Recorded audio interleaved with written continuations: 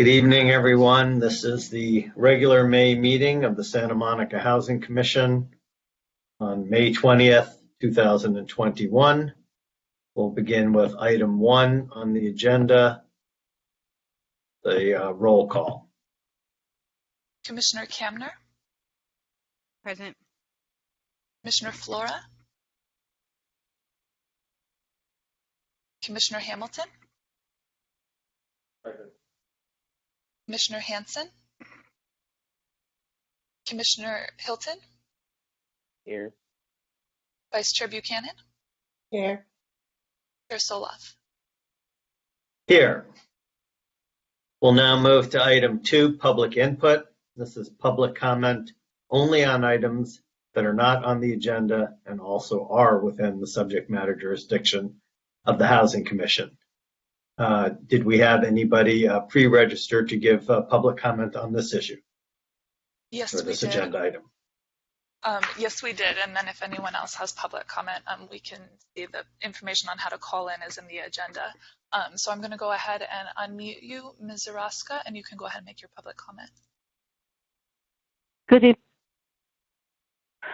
evening. The first issue that I have a question about is the representation of the Continuum of Care program, also known as COC, on the policy-making entity of our COC grant, which in this case is the Santa Monica Housing Authority Board. I was wondering how that representative is going to be selected or elected now in the context of the RAB also having to be represented. And the specific federal law that is pertinent here is 24 CFR 578.75 G1. The other issue I wanted to talk about, I'm actually continuing from the April meeting of the Commission. It's about my concerns from the legal and ethical point of view regarding the participation of Commissioner Kamner on this commission. Earlier today, I wrote a letter to the editor of the Santa Monica Observer and was published only to be taken down due to the pressure that Ms. Kamner exerted on the publisher. Since when is an appointed city official allowed to interfere with the freedom of speech of the residents and the press, is my question. I will now read the text of my letter into the public record. I'm writing to express my concerns regarding the participation of Ms. Lenora Kamner on the Santa Monica Housing Commission. It appears that Commissioner Kamner is a political lobbyist and a salaried executive director of a 501c4 organization called Abandoned Housing LA.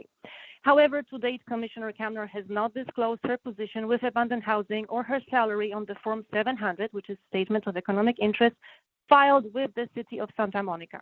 Abandoned Housing LA appears to be a local outpost of California IMBY, a statewide lobbyist organization which appears to have the financial backing of big tech and the real estate industry. Actually, a reference to this organization is present on the LA on the Abandoned Housing LA website. That's just a digression here. Continuing from my letter, the organization headed by Ms. Kamner vigorously advocates for upzoning and eliminating local input in the assessment of local housing needs. The latter is surprising since Ms. Kamner sits on the local housing commission. As a housing commissioner, Ms. Kamner's job is to examine and evaluate the local housing needs in order to be able to advise and make recommendations to the City Council on related legislative issues. However, Ms. Kamner appears to be a Trojan horse of sorts on the Housing Commission because in reality, her agenda is to limit or eliminate input the Commission or the local community might have in regards to assessing the local housing needs. The following is excerpted from the October 11, 2019 Abandoned Housing LA letter to the Southern California Association of Governments. Quote, AHLA concludes that SCAG's draft methodology's reliance on quote-unquote local input depresses an appropriate calculation of projected housing needs to increase RHNA numbers, creates barriers rather than access for low-income residents, accelerates rather than avoids displacement, and inhibits rather than affirmatively promotes fair housing. And continuing with the quote, AHLA respectfully urges SCAG to adopt a new allocation methodology that does not rely upon any quote-unquote local input. By evaluation, projected housing need based upon a combination of factors raised by Pablo Montanen et al. In their letter of August 31, 2019 to the Honorable Bill Jan, end quote. Attendees have witnessed Ms. Kamner inject her organization's interest into many meetings of the Housing Commission, as well as her own personal interest as a salaried employee of Abundant Housing LA. As a Housing Commission member, Ms. Kamner regularly engages in this practice through commissioner handouts, presentations, motions, and voting. Per Santa Monica local requirements, Ms. Kamner should be registered as a lobbyist, but she is not. From the City of Santa Monica website, what is a lobbyist? Santa Monica Municipal Code Section 485010 defines lobbyist as any individual who receives economic consideration as the employee, representative, or contractor of a person or entity other than the City of Santa Monica for communicating with any official or employee of the city for the purpose of influencing a city action. Lobbyist does not include city contractors and those seeking city contracts through bids and proposals. Why do I have to register? Regulation of lobbying activities helps ensure governmental transparency and thereby fosters public confidence in government. The purpose of the law is to provide the public with information on contacts with government officials.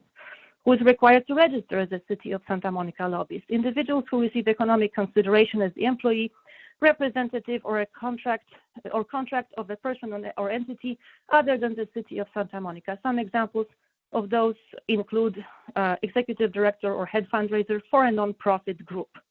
As a political lobbyist on fundamental housing issues, Ms. Kamner does not seem to belong on the Housing Commission.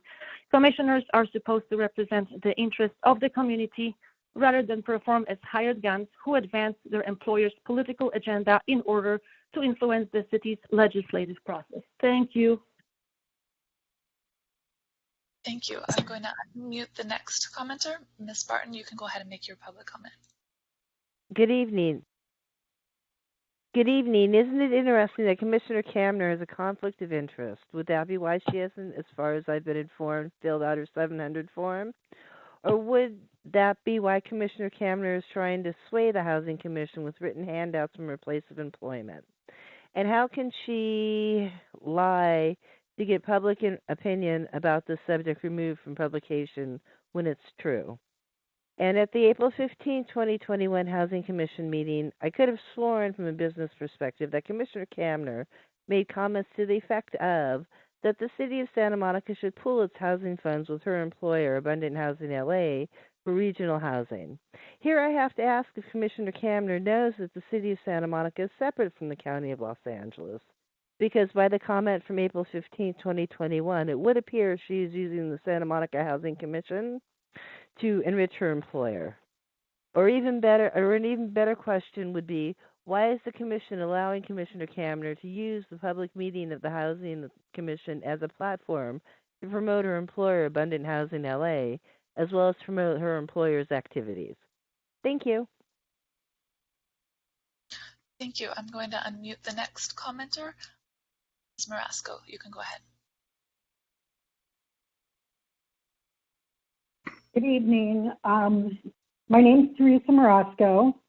I am a Section 8 or Housing Choice Voucher holder, and I am addressing this commission this evening on a couple of issues. First of all, regarding the administrative plan that a response was due by April 19th, which I did submit to the Housing Authority.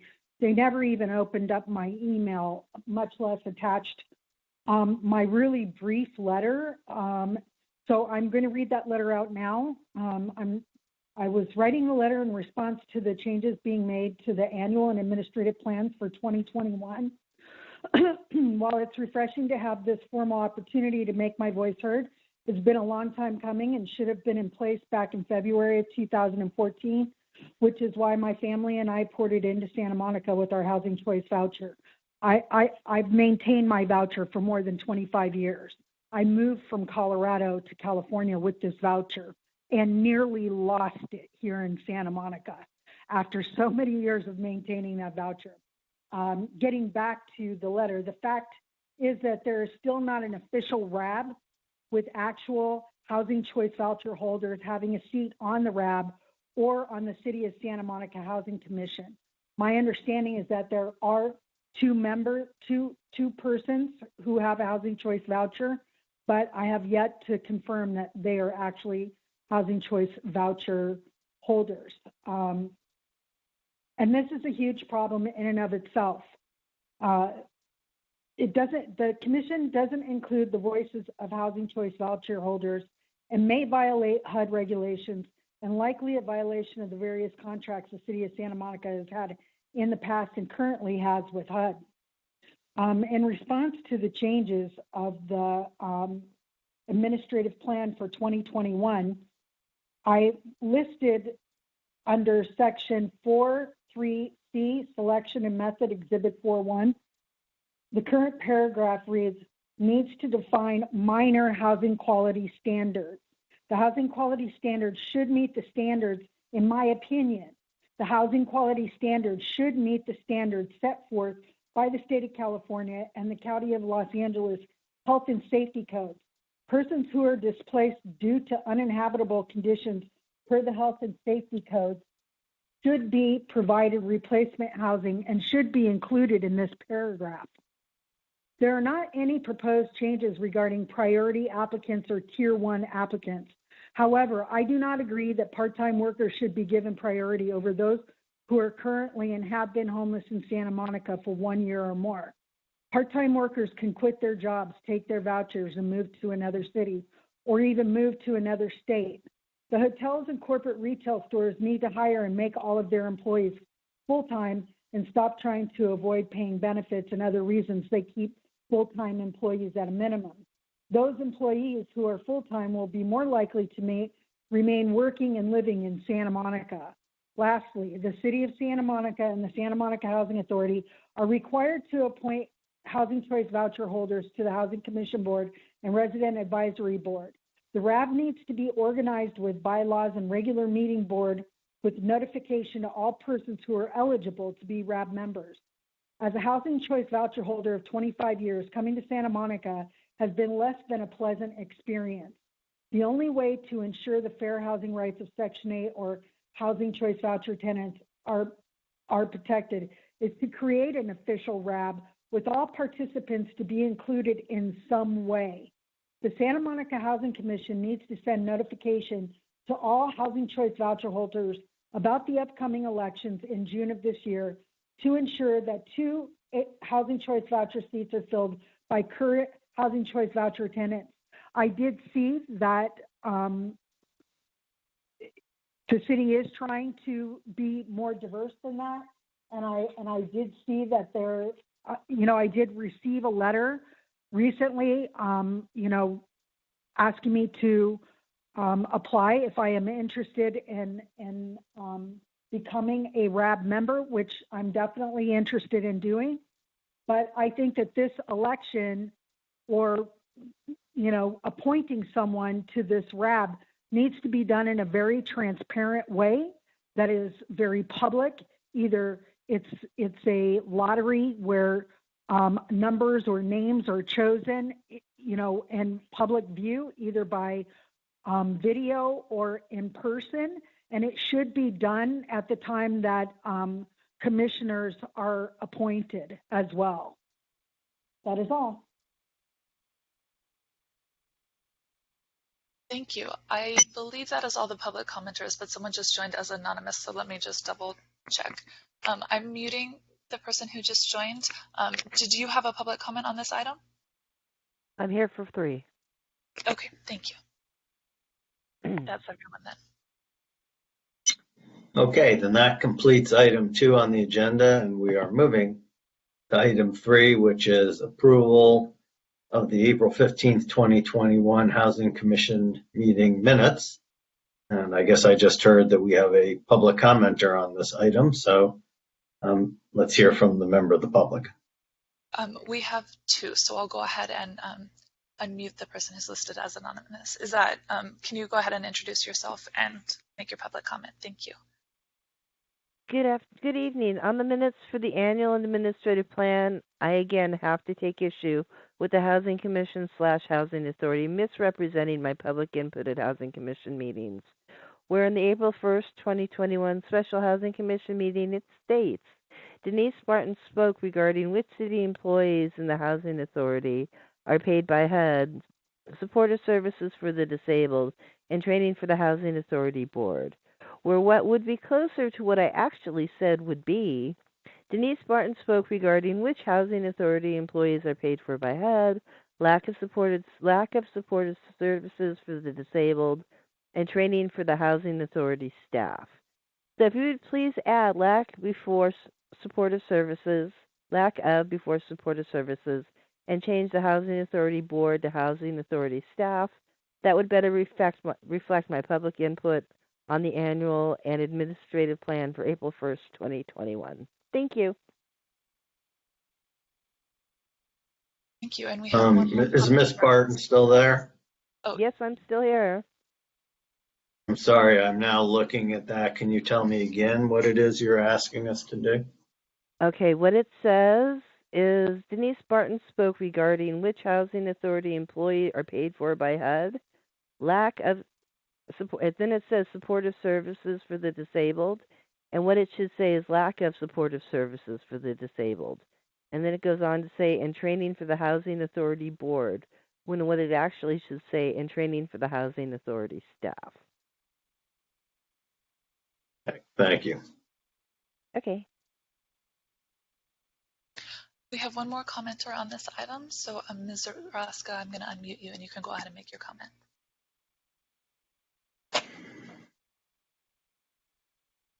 Hello again. My comment is about the manner in which my public comments on last month is reflected in the draft minutes. It says, quote, she also spoke regarding her concerns regarding Commissioner Kamner's involvement with abandoned housing LA, end quote. This does not reflect what I spoke about. I expressed my concerns about what I see as a conflict of interest and the need to register as a lobbyist. And I wouldn't characterize Ms. Kamner as being the executive director of abandoned housing as simply her involvement with abandoned housing LA. Thank you. Thank you. Nobody else pre-registered and there doesn't appear to be anyone else on the line. Okay, are there commissioner suggested edits to the minutes? I have two edits. First, 4B, housing element update. It's my motion, page 4, fourth line. It reads AHPP contribution share. Please add a slash line between contribution share. Then if you drop to the 12 and 13 lines, it reads the November 17, 2020 letter advisory, letter slash, please add a slash. And then finally, the 13th line, require housing and community development. Capitalize the H, the C, and D in housing and community development. And my final edit is page 6 at the top. And this is the motion by Commissioners Hamilton and Kamner. And it's about affordable developments and unlimited density. And my edits are confirmed by our chairs, referenced and no vote to boulevards. It reads, motion by Commissioner Hamilton, seconded by Commissioner Kamner, to support applying the AB 1763 standard of projects affordable up to 120% of area median income with an incentive from the city to allow for unlimited density. And what I heard was, and AB 1763 is transit zones, so I'd prefer we add 120% of area median income in transit zones. And then following unlimited density, I heard, and no minimum parking requirements. So I think we need to add and no minimum parking requirements, because during the discussion, I noted that nonprofit housing is not feasible unless there is significant on-site parking. And that's why I voted no. So those are my two edits. Thank you. Any other commissioners? I have a few suggestions of my own, but before I get to those, I'd like to ask a question. regarding the public commenters. And I guess I'll make a comment to the public commenters that if you're going to comment on the minutes, if you could send in advance your thoughts, it would probably be helpful. But my question, I guess, to staff is, I guess what Ms. Barton was saying is that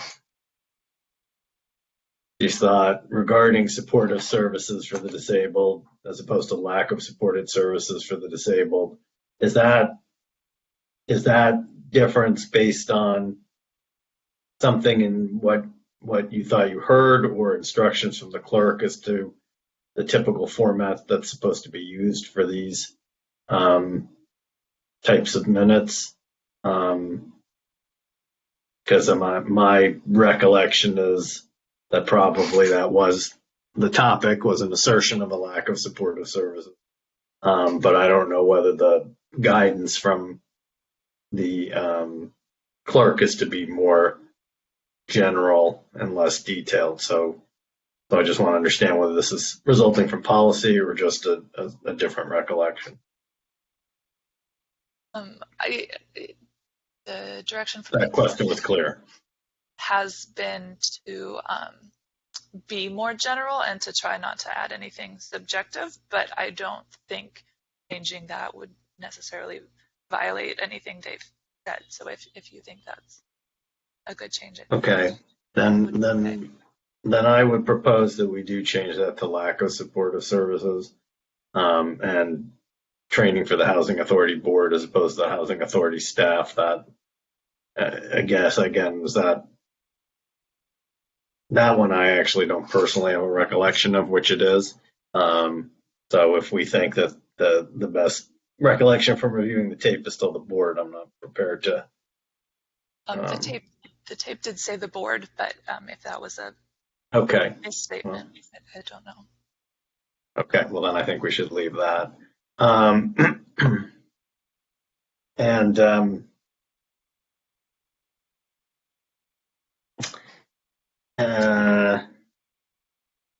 you know what? I'm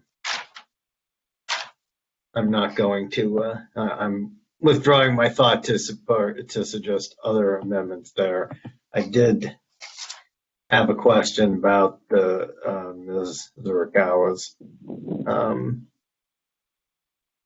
comment in the minutes, and I guess it's the same question that I just asked. Where it says her concerns regarding Commissioner Kamner's involvement with Abundant Housing LA. No, I think that actually does cover it. Never mind. Okay, that's my only suggested additional edit. And I apologize. Let me just state for the record here, so everybody knows I'm here in the East Coast, and I don't want to turn this into a point of the meeting, but just so people understand, I'm back here because my mom passed away a few weeks ago, and she was very old, and it was fine. And I'm here bringing my father back to a memory unit in Santa Monica. So if I'm a little less focused and precise than I might be in some other meetings, I apologize, but hopefully you'll understand where that's coming from. Michael, I'm very sorry.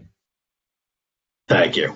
But anyway, I just want folks to know I may not be quite as with it tonight as I am in some other meetings. Maybe people think it's always the same, but at least from my perspective, it may be a little different tonight.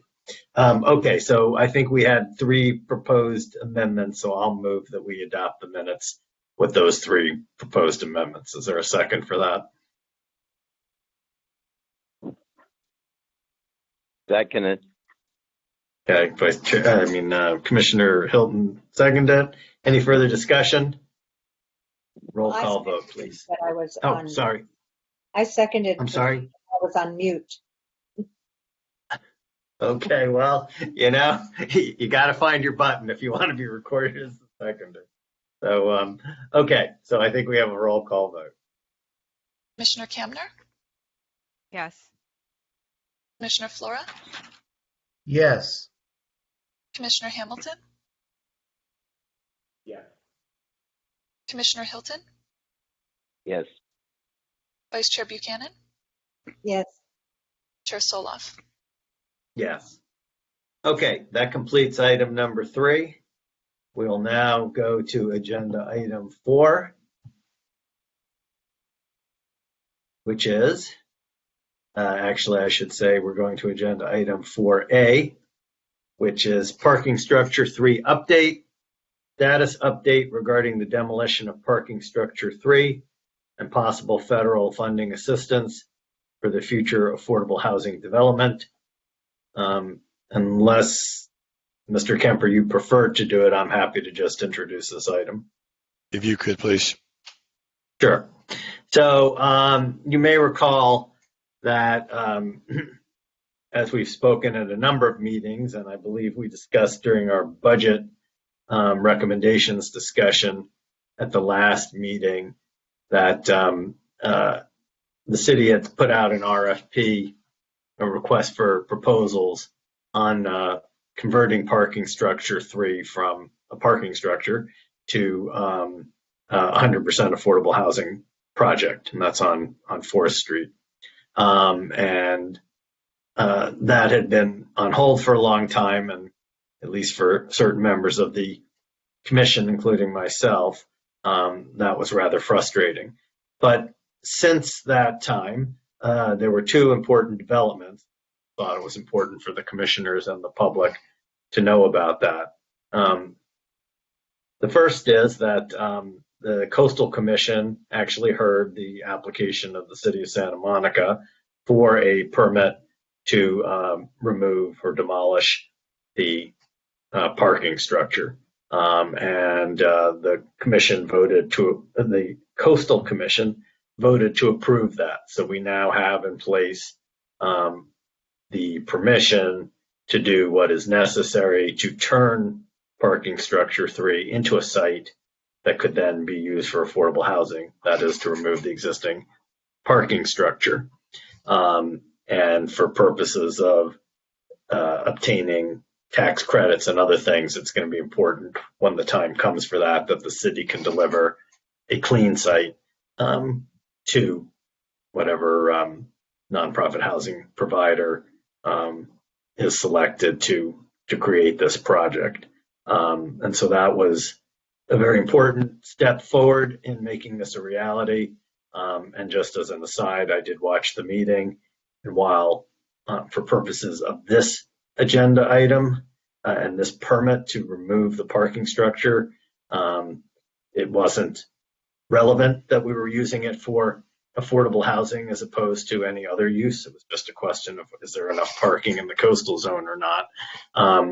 But nevertheless, at least 4 different members of the Coastal Commission expressed their strong appreciation and support of the fact that the city of Santa Monica was trying to create affordable housing in the coastal zone, something that the Coastal Commission itself would like to find ways to make happen. So I think that was an important development, and it shows again Santa Monica trying to be a leader in these areas of affordable housing, and particularly affordable housing in areas that many other people try and reserve for the most affluent.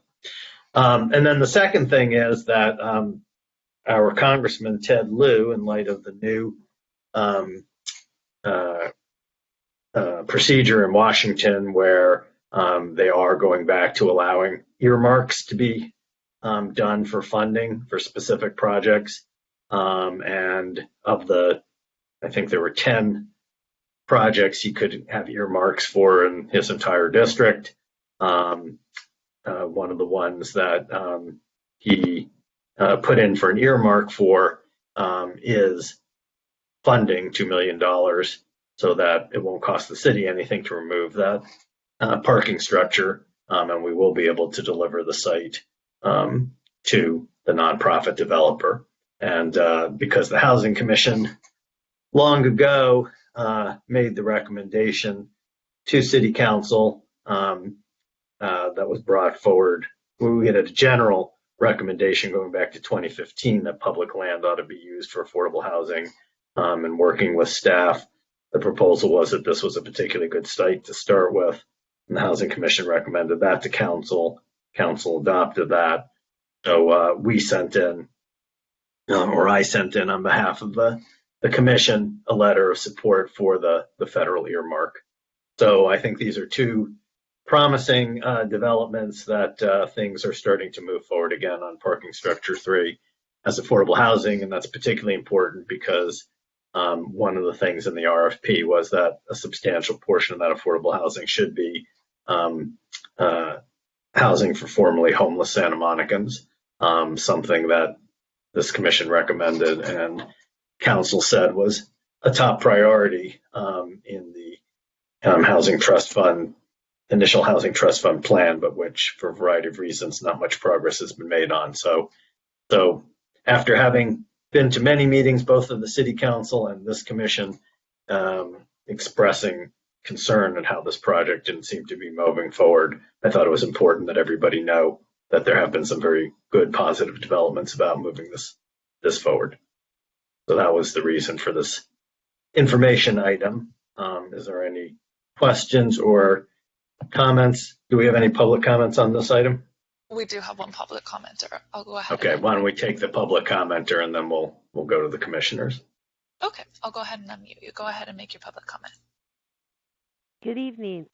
Good evening. The first thing that sticks out as misrepresentation is the Walker parking study for downtown, which would be that the parking study was done during the lockdown for the COVID-19 pandemic. I believe in the past when I attended downtown Santa Monica Inc. board meetings, I do believe downtown Santa Monica and the city council tried to get additional parking downtown on private property, but that didn't go over very well. And please tell me, how long do you think people will stay in downtown Santa Monica if they can't find parking, which is easily accessible to where they're going, and have to continue driving around and around and around looking for parking? Also, how many of those people do you think will come back to Santa Monica? Not many, I bet. So by this action of demolishing parking structure 3 for affordable housing, you're removing ease of access to the 1300 block of the promenade. And by doing that, might you be reducing tax revenue to the city? In effect, reducing tax revenue for affordable housing production? And finally, if you are determined to demolish parking structure 3, are you going to reimburse the people or the families who paid for the parking structure to be built? I mean, this is in the discussion, nobody seems to mention them, which is very interesting because how can the city destroy something someone else paid for without properly compensating them? And you do know that there is a petition going around trying to stop the action of demolishing parking structure 3. Thank you. Thank you. And just for people who may not have watched the meeting, comments like that were made to the Coastal Commission, and it reached the decision that there was adequate parking in the coastal zone, the removal. But, this is America, and different people can have different opinions. So are there commissioner questions or comments on this item? Commissioner Hamilton, you seem to be reaching for your unmute. I did. Well, Chair Fulop, thank you for that update. And what are the next steps? I know we had some RFPs submitted that have been kind of held with the city now for probably close to a year. Where do things stand with the next steps? Where do we turn to next? So I don't have any information on this, but maybe Mr. Kemper does.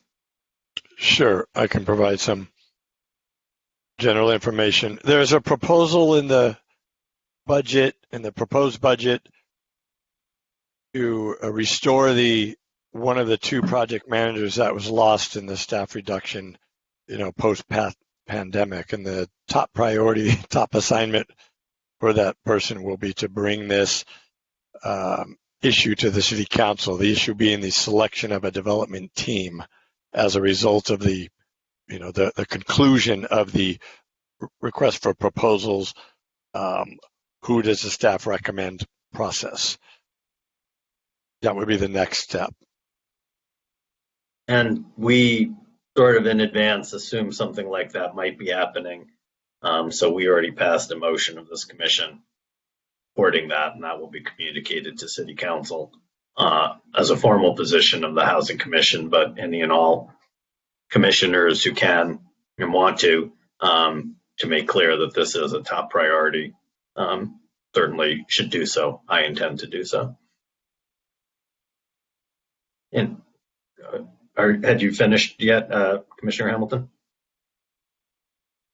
That was, no, thank you for that response. That was helpful. So I guess our next step is to hire the staff member to bring this forward. Yes, I guess as I understand it, to finalize the evaluation of the proposal, to bring a recommendation to council, and then they can act on selecting someone. Very good, thank you. Commissioner Flora. Yeah, thank you, Mr. Chair. Let me just vent for a minute. This parking structure 3 issue, I used to be on the downtown Santa Monica board. We used to get regular parking reports that suggested that even though the illusion is that parking is difficult, even in rush times, there was available, the reports used to show there was available parking throughout the day, particularly in the evening, in our 6 parking structures, not counting parking structure 9 and 1 and 2. Or excuse me, 7 and 8 at Santa Monica Place. And, the people that are the people that are pushing this petition to stave off affordable housing for formerly homeless people in parking structure 3 are the same cranks that are trying to recall the school board, and they're never happy with anything. And I got to tell you, it's frustrating because their petition literally says language like, oh, we support housing, we support low-income housing and housing for the homeless, just not in downtown. Meaning, they don't want Black, brown, and mentally challenged people downtown. Let's just come out and say it. And it's incredibly frustrating to listen to these people fight this project, which I think will be demonstrably helpful to our homeless population and our unhoused housing challenge population. And I just wholeheartedly reject these arguments that we absolutely have to hang on to parking structure 3. Remember, we used to have to wholeheartedly hang on to parking structure 3 because we were going to put a new theater there. Well, the theater became the ArcLight at the end of Santa Monica Place, and that's not even going to stay open. So forgive my frustration, but this thinly veiled attack on housing and parking structure 3 is quite frankly just I'll just say, yeah. Oh, I'm sorry. No, I've probably gone too far as it is. But Okay. these people really piss me off. Okay. I will say this. People are entitled to have different points of view. There are certain factual things, so you're absolutely right. I think the most important factual points that came out in the presentation of the Coastal Commission and mattered to them was, number one, the city actually planned for eliminating these parking spaces by adding more spaces, and I'm just not familiar with the numbers of the particular ones, but the one that was near, the 6. City Hall, I guess 6, right? So they added extra ones, so they were already putting themselves in a position to do that. Number two, there has been year over year, all prior to the pandemic, falling parking rates as a result of, one, the Metro line now running into, the Expo into Santa Monica, the Expo line, and number two, the micro mobility and other efforts to get people out of cars. And number three, contrary to what was stated by the public commenter, the year that was used for data was pre-pandemic year in the study that was done by the city. So, but also in fairness, at least what I heard at the Coastal Commission was really not people who objected to anything other than it was mostly business people who were concerned that if parking is harder, it could impact their business. And I did not hear anything that made it really about anything other than that. But, the commission was very satisfied that the showing had been made. And I do think it was heartening for the combination of all the things that the city's trying to do in terms of, transit, eliminating parking, affordable housing, sort of all coming together to work together to allow us to do this in the coastal zone so that we could actually build low-income housing in the coastal zone and not housing for cars. So Commissioner Kamner was next, and then Commissioner Buchanan. Thanks. I appreciate the update on this. I share Commissioner Flores' frustration, with opposition to affordable housing and new housing, and I think he's totally right about the fundamental motivations for opposing affordable housing. So I appreciate that comment. I just want to point out, I think there's a lot of reasons to be positive about this. This is an issue where I feel like Santa Monica is providing a model to be proud of, where because of investment in alternative forms of transportation, we've reduced dependence on parking in the downtown. And because of that, we're able to provide more space for affordable housing. I think that's just really exciting. And, it's something that I talk about a lot. So I just want to recognize the progress the city's made on that and express my appreciation and support for affordable housing on the site. Vice Chair Buchanan. So my initial excitement when the city council decided to use this location for affordable, primarily formerly homeless housing, which was then quashed during the pandemic and for many reasons, is back. I'm very excited. But I think the thing that is most exciting to me is that, and this is a frustration that I have not just locally, but at various levels of government, is there has been so much talk about doing something about the homeless situation, about housing people who are homeless, about, and we've been talking for years, and the problem has only gotten worse.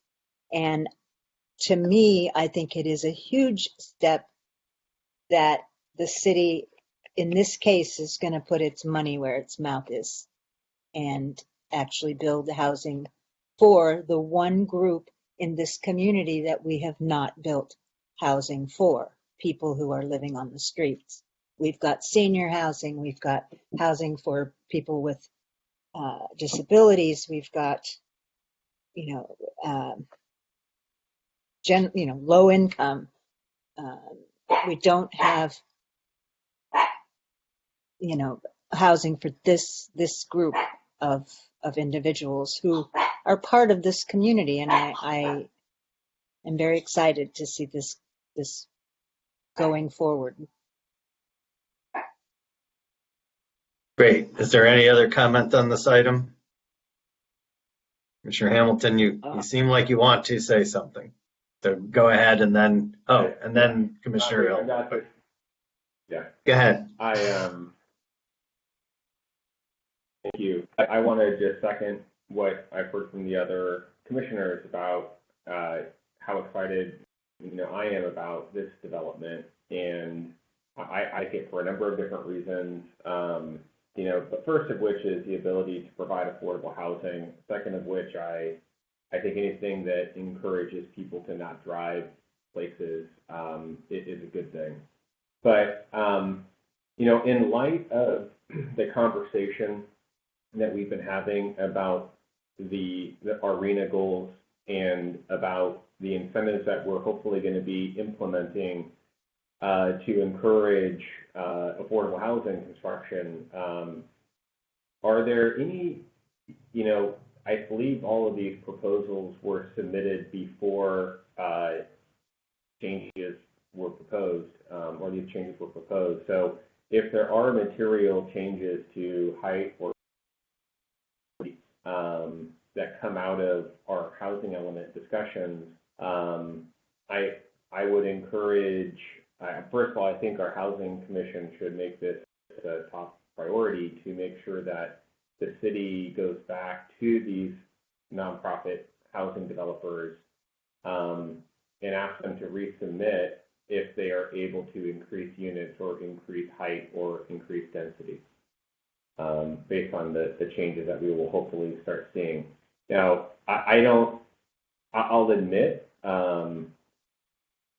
we may have already had ample encouragement in our land use code for everything that these developers need. So if there is room to increase the number of units, I would like us to encourage city staff to go back to these developers to try to make that happen. So,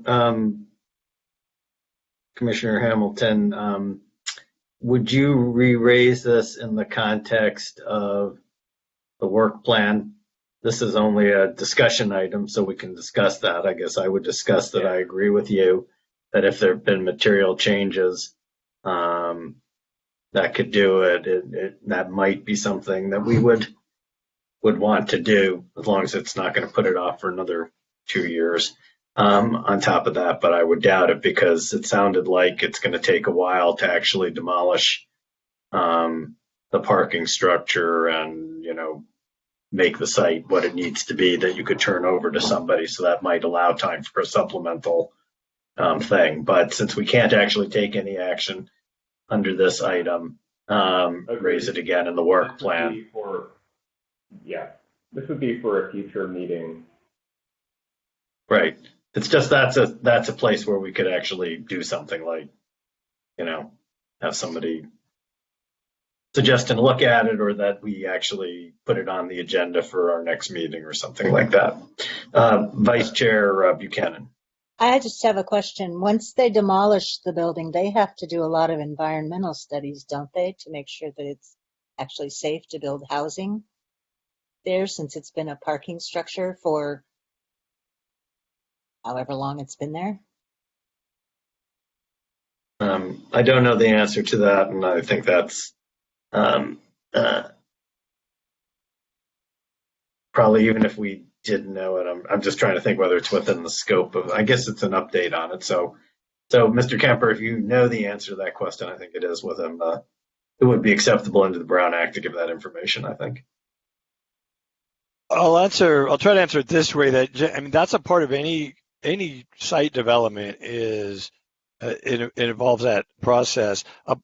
Keep in mind, a parking structure has a concrete foundation. In other words, there's not necessarily any assumption like compared to a gas station. If they have underground gas tanks, the question is, have they been leaking? But certainly there would be environmental soils investigations done, both in terms of is there any toxic things in the soil, and if so, they have to be remediated, as well as the kind of engineering, what type of building and foundation will hold a 5, 6, 7-story building. So all that's routine for any site, and it will be the same for this site.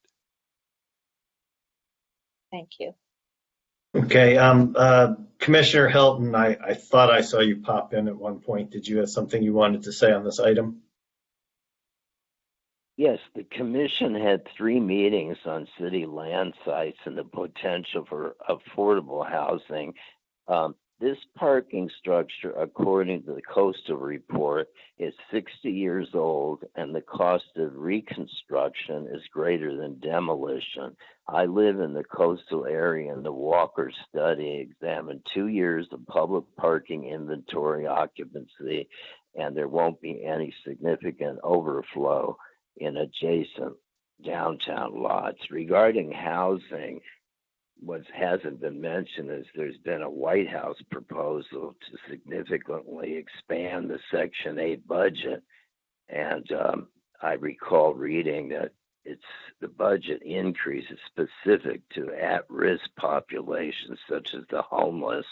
So I think the timing is right for Santa Monica to apply for HUD assistance.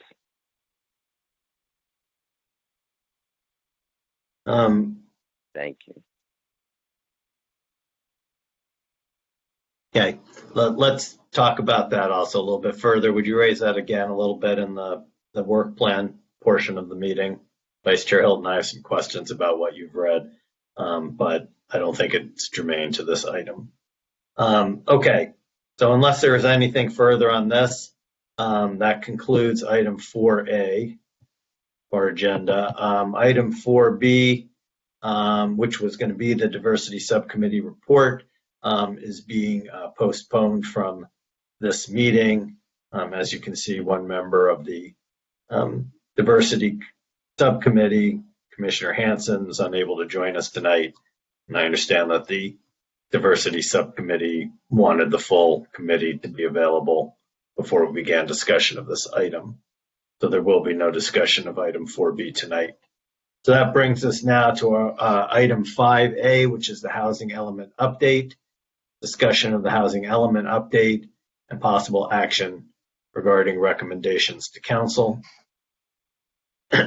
And this is now that, excuse me, you may recall at the last meeting that we had, when we were still uncertain that we would be allowed to meet any more than one per quarter, one of the motions that was passed by the commission was to authorize myself and Vice Chair Buchanan to convey the views, the unanimous view of the Housing Commission that we should be allowed to resume our normal meetings. Before we got a chance to write that letter in the context of the staff report to council on the recommendations regarding boards and commissions in general, within that was some discussion about when commissions should be allowed to meet. And so that made it germane to that topic. And so I appeared at that city council meeting and conveyed the views of this commission. And that given all of the affordable housing issues that were front and center in the city, if the council was serious about those issues, then it needed to allow this commission to resume its normal operations. And the council did vote to do that, which is why we're here today in May. And I raise that only because, so we're here in May and talking about the housing element. But we should also be aware that in theory, a draft is coming out sometime, such that the Planning Commission could actually talk about a draft on June 2nd and 3rd, and the City Council could talk about a draft on June 15th. So while this will we'll discuss this in the work plan too, I think it will be important to discuss there whether we should be meeting between the time that a draft comes out and it goes before City Council.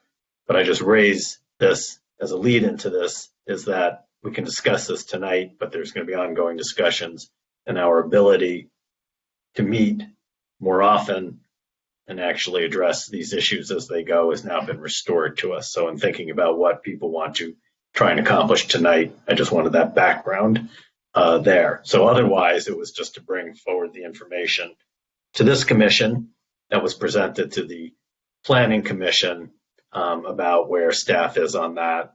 And I think those reports were attached to our agenda. The video of the Planning Commission meeting on May 12th is also available online, although I don't think we linked it to our agenda.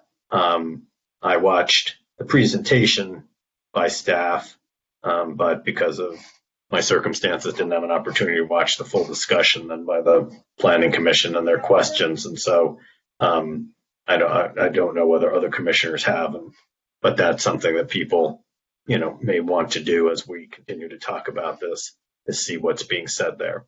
So this was meant to be an opportunity for further discussion about those things, if there's anything from what was in there that either in the staff report that was presented to the Planning Commission about what the thinking is, or the presentation by the planning staff about that, or anything else people wanted to discuss. And so that's why this is on this agenda item. So with that, I will throw open to whether there are thoughts that commissioners want to share beyond what we already, talked about, or it could be further reflection of what we talked about during our meeting on, I guess it was April 15th, I believe,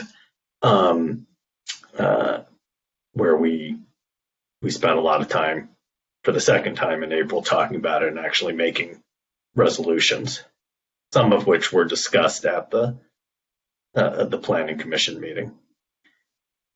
So with that wind up, are there any commissioners who would like to make any comment?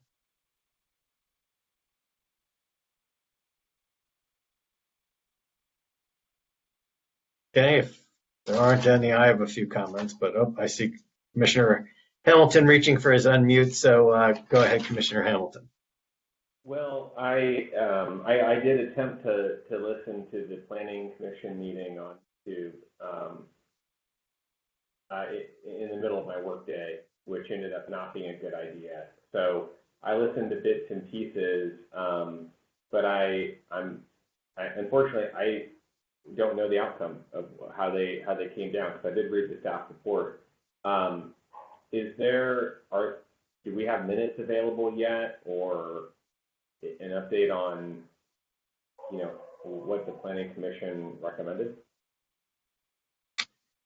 So when I looked, there were no posted minutes either on their website or, at the next meeting, because it was held just a week later, so they didn't have approval of the prior minutes. So I don't believe there are any, and so I'm limited too in terms of not hearing their discussion. But at the end of the day, and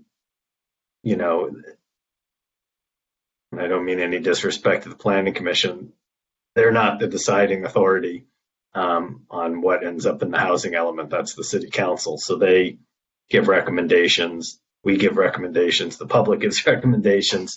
The City Council talks to each other. So I think it's a data point and useful, but I don't think you should feel constrained by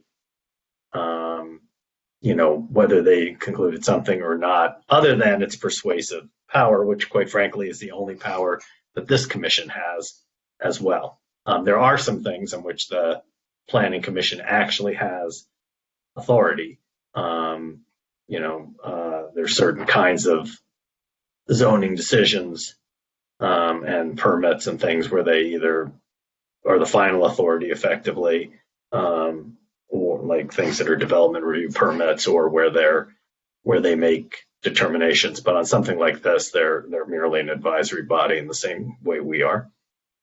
I don't know if that's any help, but that would be my comments on that. Looked like Commissioner Kamner, you look like you were reaching for your unmute as well. Am I correct or no? Stoloff, are you able to hear me? Chair Stoloff, are you able to hear me? I am. We have some public commenters. I'm sorry, my audio cut out for a moment, but we do have a couple public commenters. I apologize. I should have asked for that, and I apologize to the public for doing that before going to our comments. So yes, let's please go to the public comment first. There are a couple who it looks like they haven't called in, but I see them as attendees. So I'll go ahead and promote you to presenters, and then you can make your comment. Great, thank you for catching that for us, Ms. Espinoza. Sure. Ms. Crane, are you able? I've invited you to interact. If you're able to accept the invitation and unmute yourself, or you can also call in using the number on the agenda. And while you're working on that, let me invite our other commenter as well.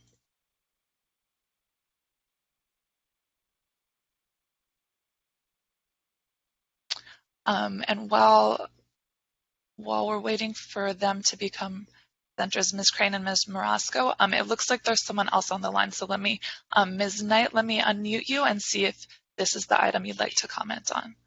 Yes, it is. Okay, you can go ahead and make your public comment. Okay. When do I do it? You can go ahead and start right now. Um, And while we're waiting for them to become centers, Ms. Crane and Ms. Marasco, it looks like there's someone on. I'm sorry, Ms. Knight, I'm having difficulty hearing you. Could you try and start again and speak louder? okay. Okay. Yes. This is Kathy Knight, and I was just wondering. Go ahead and start right now. This is Kathy Knight. I was wondering if this housing element update, if there's any danger. Are there two of us at once? Ms. Knight, if you're listening to the Okay. meeting, there's a delay. So you need to Oh. mute your listening to the meeting and Okay. speak. Okay. Okay. Okay. This is Kathy Knight, and I'm wondering on the housing element update, is there any danger at all of R1 zoning being changed in our city? Like they're planning on all these, documents in Sacramento. Is this any danger of that supporting that and in our neighborhoods? Because I love the R1 zoning, and they already have put in one huge giant block long. The whole they tore down a house and put this huge cement thing up there, 2 stories high, that doesn't look like anything else in our neighborhood and totally changes the feeling of the neighborhood that I've loved for 30 years now. And and also that these new gigantic cement multi-story homes for multi-family, they're bad for the environment. There's no room for trees, no open soil areas. Trees clean our air for us, and the cement accumulates heat much more than a wood home. And so I'm just really concerned about they could undo our R1 zoning, and this could change our neighborhood. That's all. Thank you for your comment. Ms. Crane, I'm going to go ahead and unmute you, and you can make your public comment.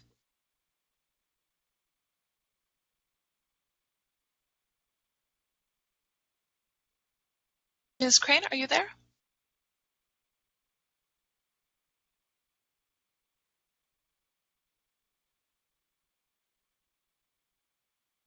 We can't hear you if you're speaking.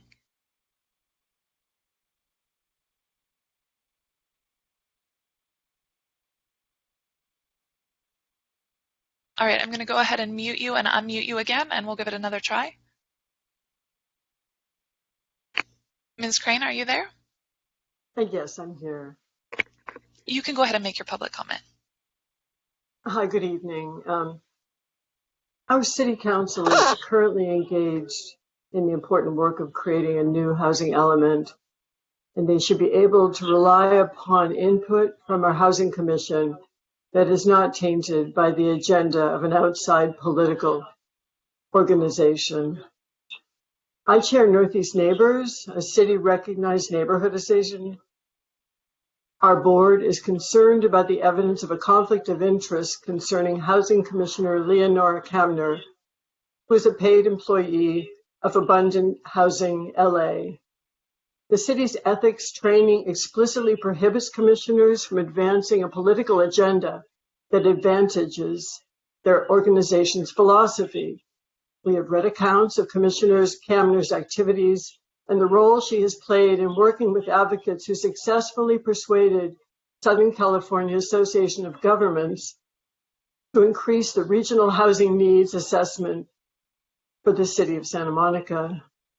We have requested that the city manager and the city attorney and/or Mrs. Kamner herself consult with the Fair Political Practices Commission on this matter and promptly report back to the community of their assessment of whether Commissioner Kamner is acting as a political lobbyist within the Housing Commission Please take this very seriously. The confidence the community has in this agency depends upon how you handle this. We are very concerned that the Santa Monica Housing Commission has become a platform for the advancement of Abundant Housing LA, which seeks to overthrow local control of zoning. Thank you. Thank you. We have one more public commenter, Ms. Marasco. I've invited you to interact. If you go ahead and accept that invitation, then we can begin your public comment, or you can also call in using the number that you used earlier.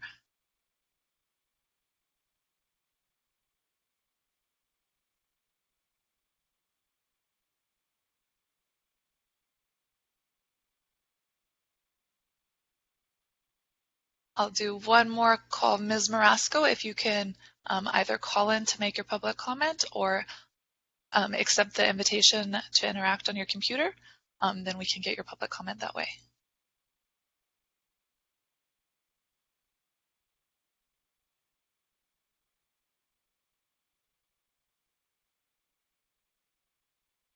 So I think what we'll do, since this doesn't seem to be working, we can go ahead with the discussion, but if the technical issue gets fixed during the discussion, we'll of course let the commenter make their public comment. Okay, so with that then, I think Commissioner Hamilton had asked a question. I was asking whether others had any comments on the housing element. I had some, which I'm happy to share, but wanted to give my fellow commissioners an opportunity to speak first if they desire to do so. So, Commissioner Kamner. Thanks. I feel like I need to say that these comments contain like substantial falsehoods and misinformation about me and my organization.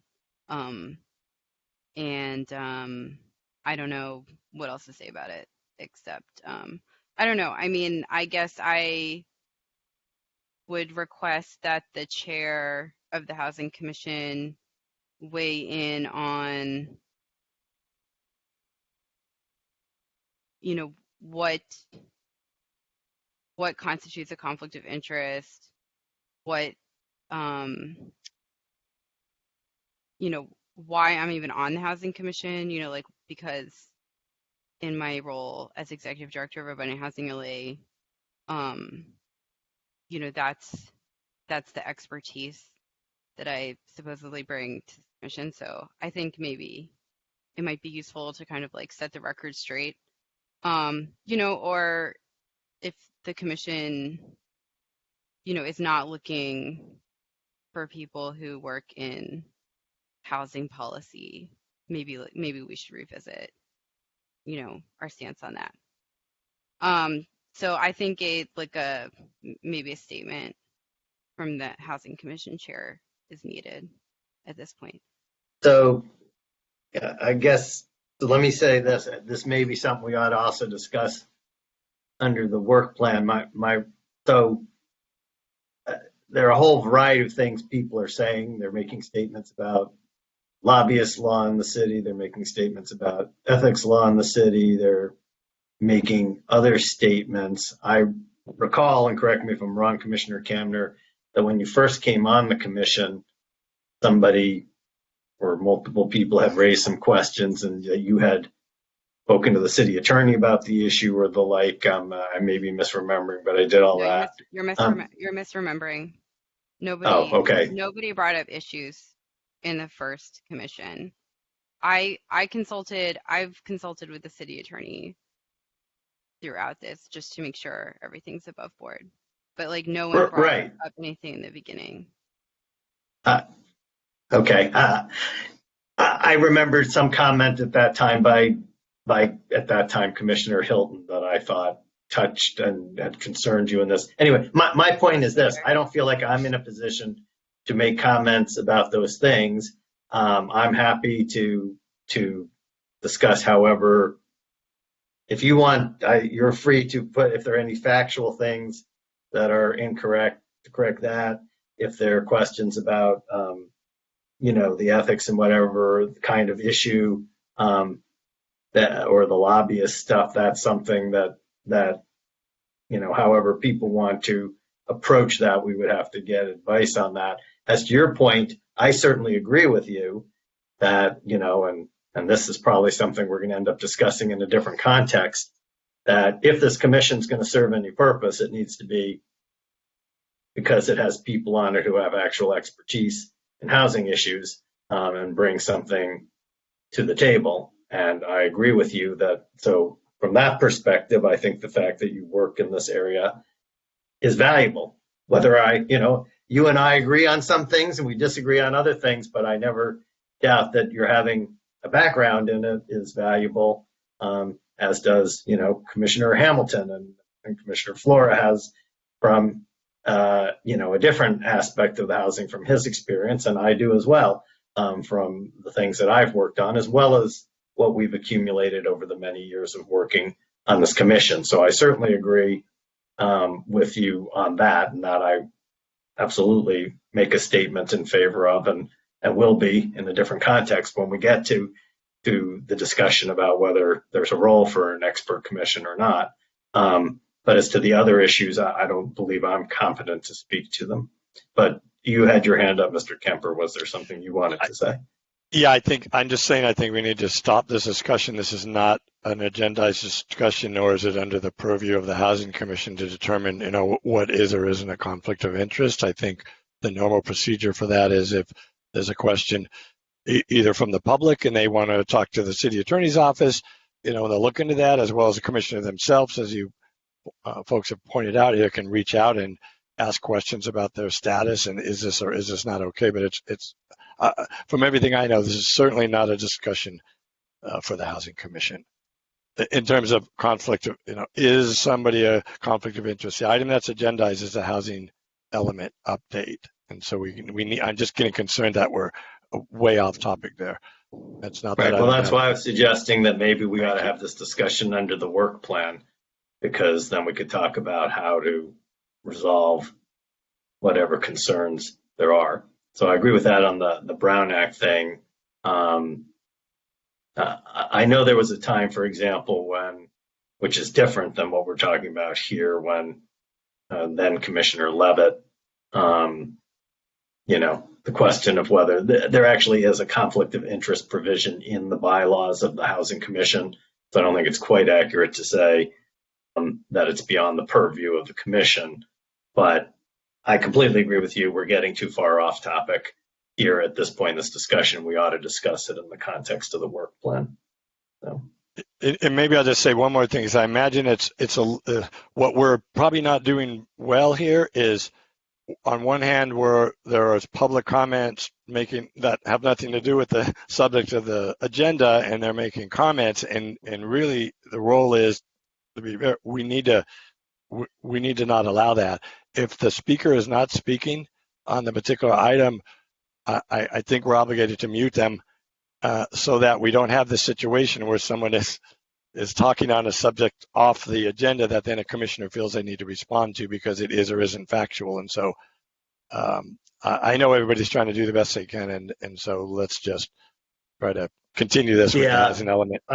I understand what you're saying, and I anyway, probably I should want have to jumped get into what exactly the ties aren't when it's right.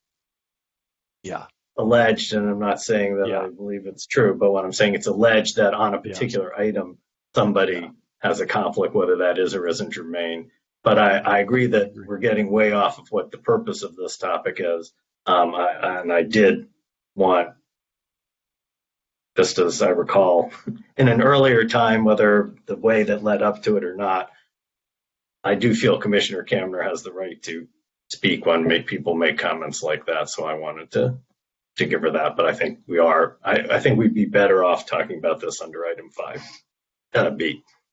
So, okay. But so are there people who have comments about the housing element? Commissioner Kamner.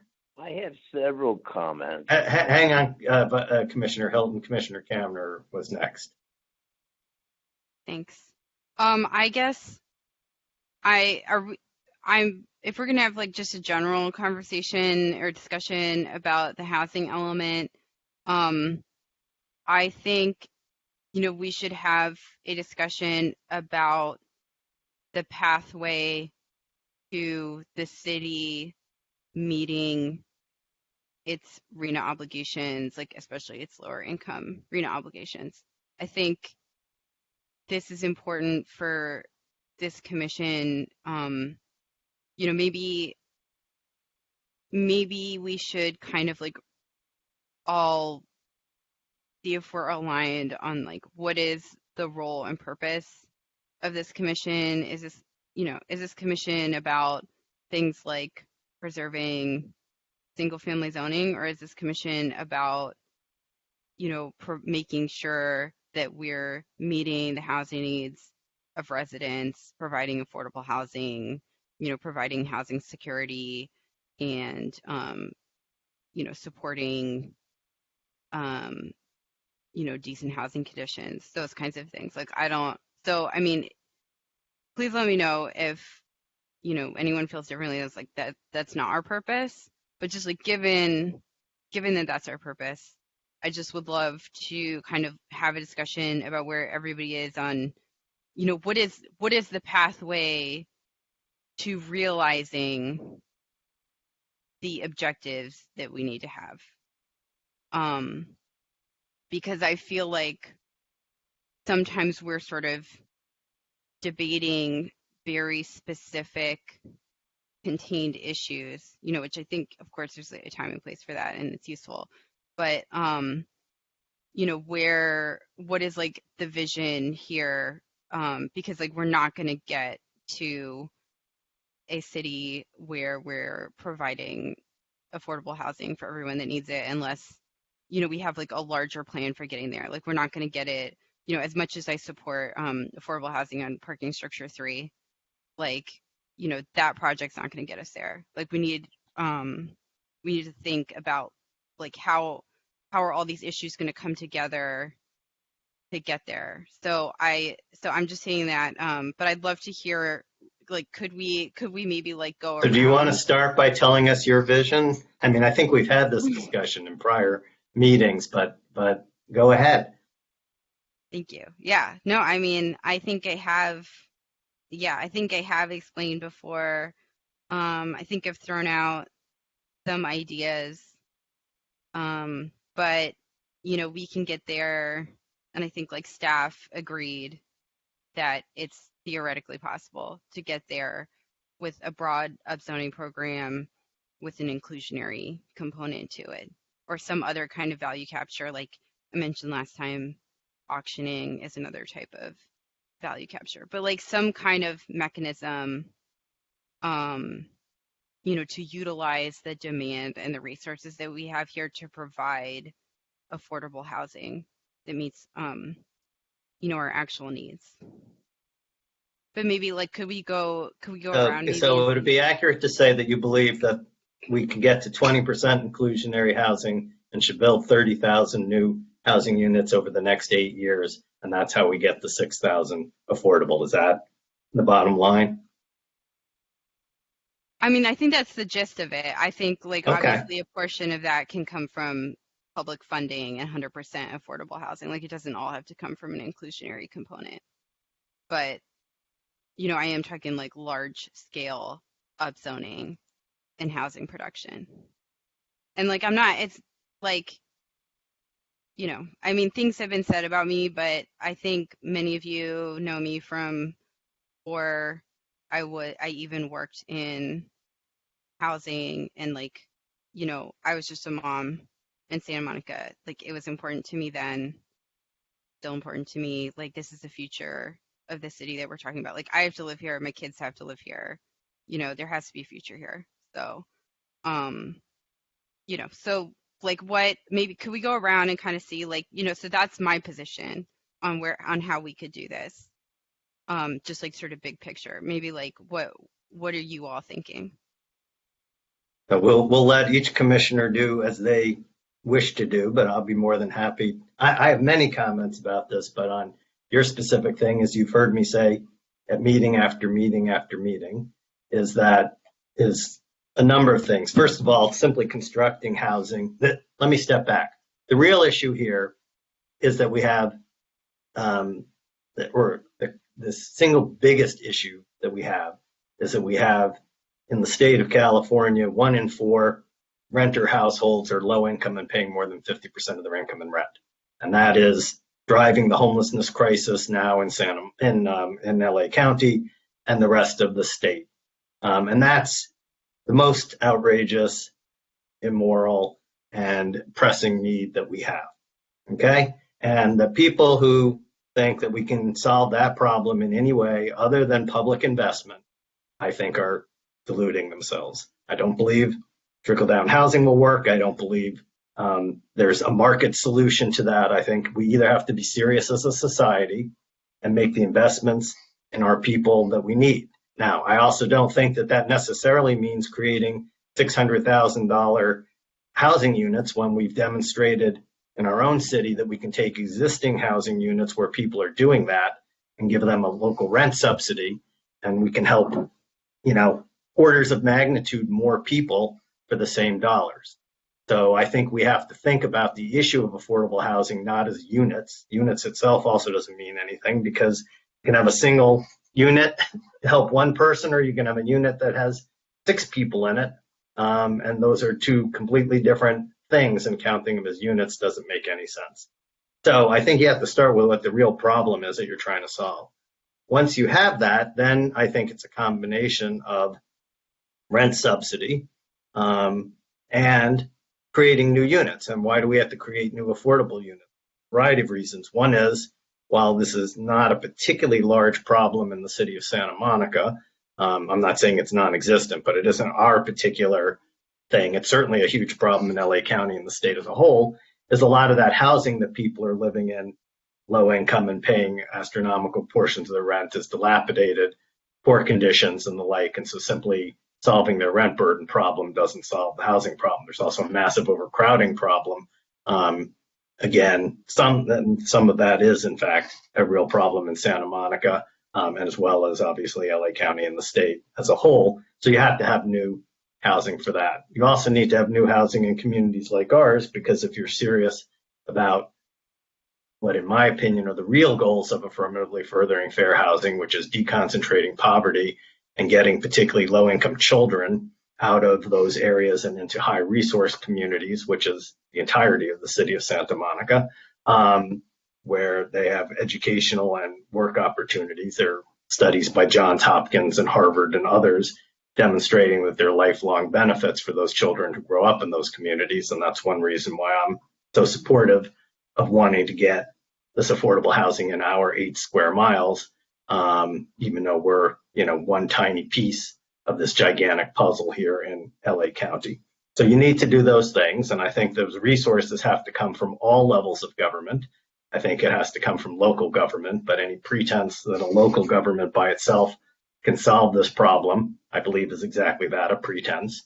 That there needs to be resources committed by the city, there needs to be resources committed by the county, there need to be resources committed by the state, there needs to be resources committed by the federal government, and there is a role for resources from the private sector. And when I get to my comments specifically about the housing element, I have some comments about what staff is doing there and what they're failing to do to think about how we actually most effectively use what we get from inclusionary zoning, which is, the value capture mechanism that's been used in this city since it was first adopted following the passage of Prop R back in 1990.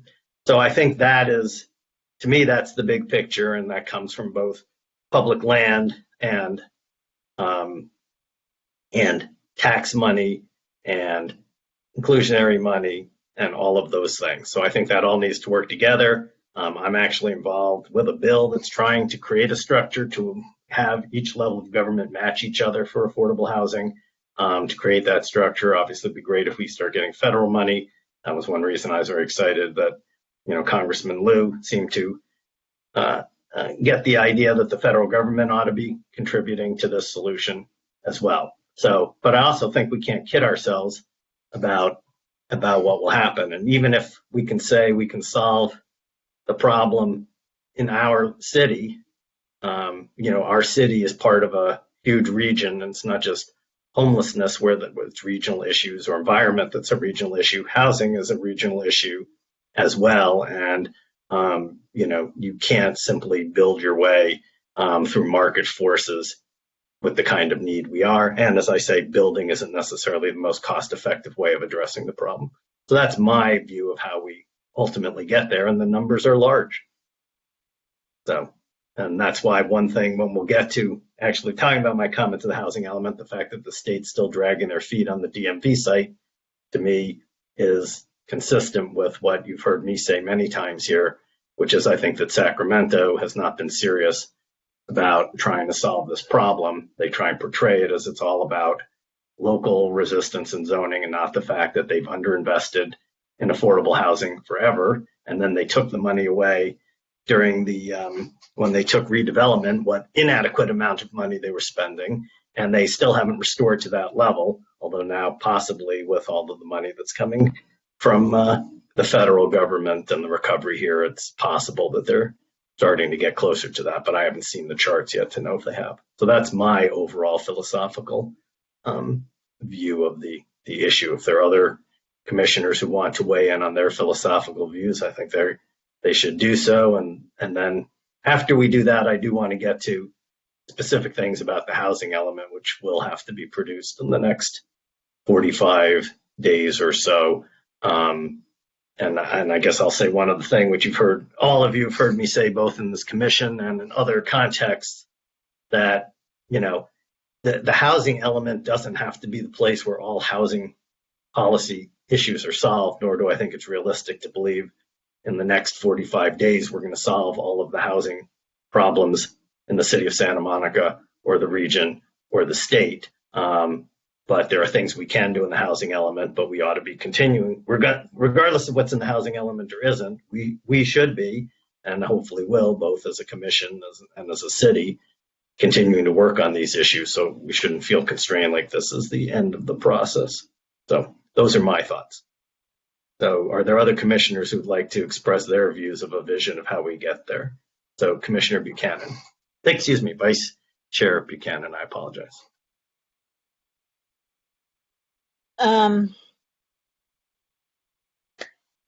So first, let me say that I think that the Housing Commission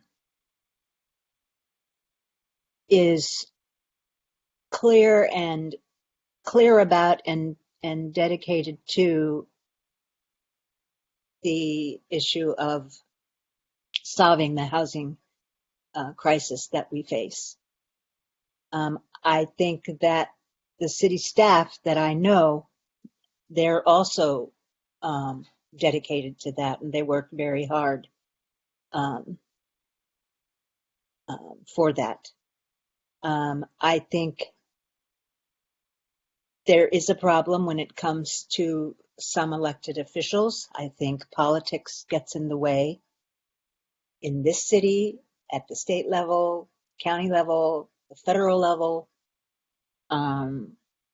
Having been an advocate at the federal level, there was a time when there was a lot happening, and then it just stopped 4 years ago, and everything was essentially dismantled that we had built, and really that was all political. My frustration is that we keep talking and talking and talking, and nothing, the problem is not there. There's no actual resolution. And I think, when it comes to a lot of the financial aspects, I do not claim to be an expert there on how we are going to come up with the money, whatever. But I do know that the way that we build housing now, we can't keep doing it that way if we're going to if we're going to even think that we'll be able to build the number of units that we need to build. I mean, we can't have units that are $500,000, $600,000 per unit, and there are ways around that which have not really been embraced by the city, and which a lot of people who live in the city aren't really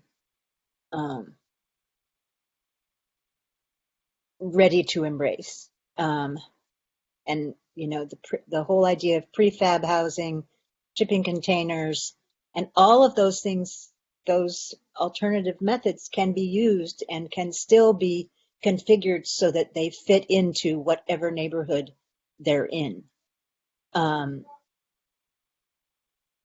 I think that one of the biggest obstacles that this city is going to face are those who are opposed to really instituting the changes that need to be instituted in order to build the housing that we need to build. I mean, I had no idea that there's already a petition circling to stop the demolition of parking structure 3. I'm not surprised, but you know, the number of people who are you know, clamoring about changing the zoning for single family areas. You know, it's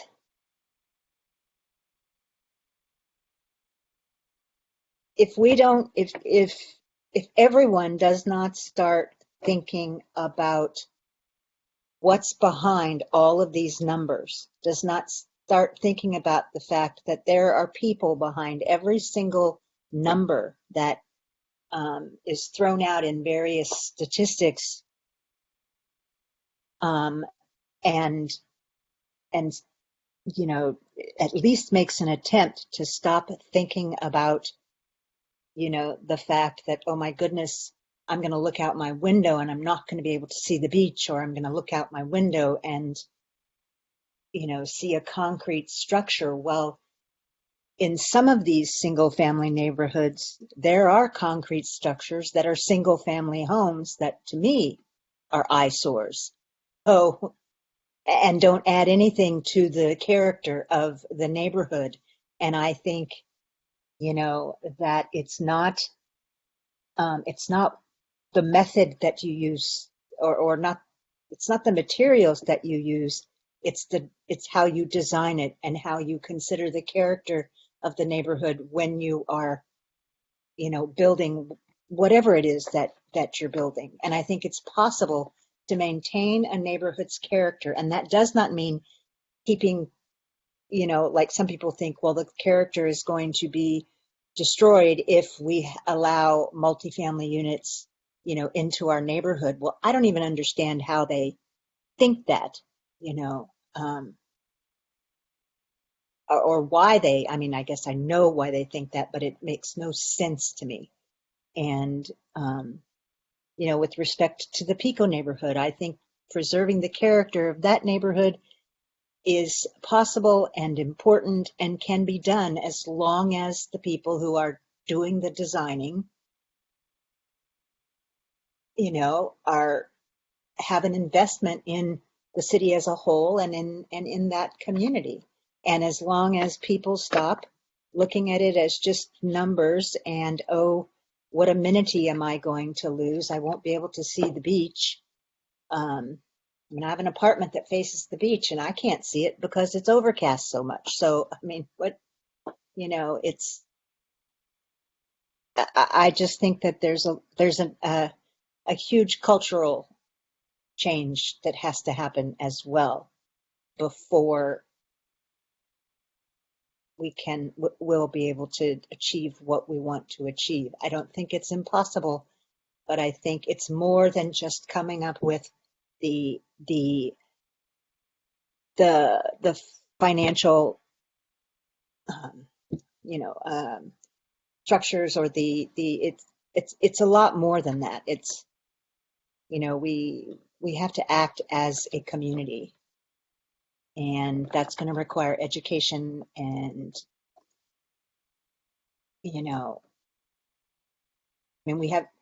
each community has their neighborhood association, and they want to keep their neighborhoods the way they want to keep their neighborhoods, but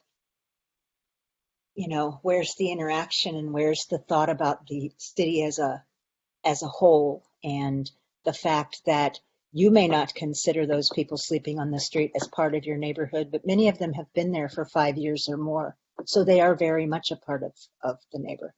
So I could go on and on and on, but I'll stop now. So I don't know if I made any sense. I didn't have any,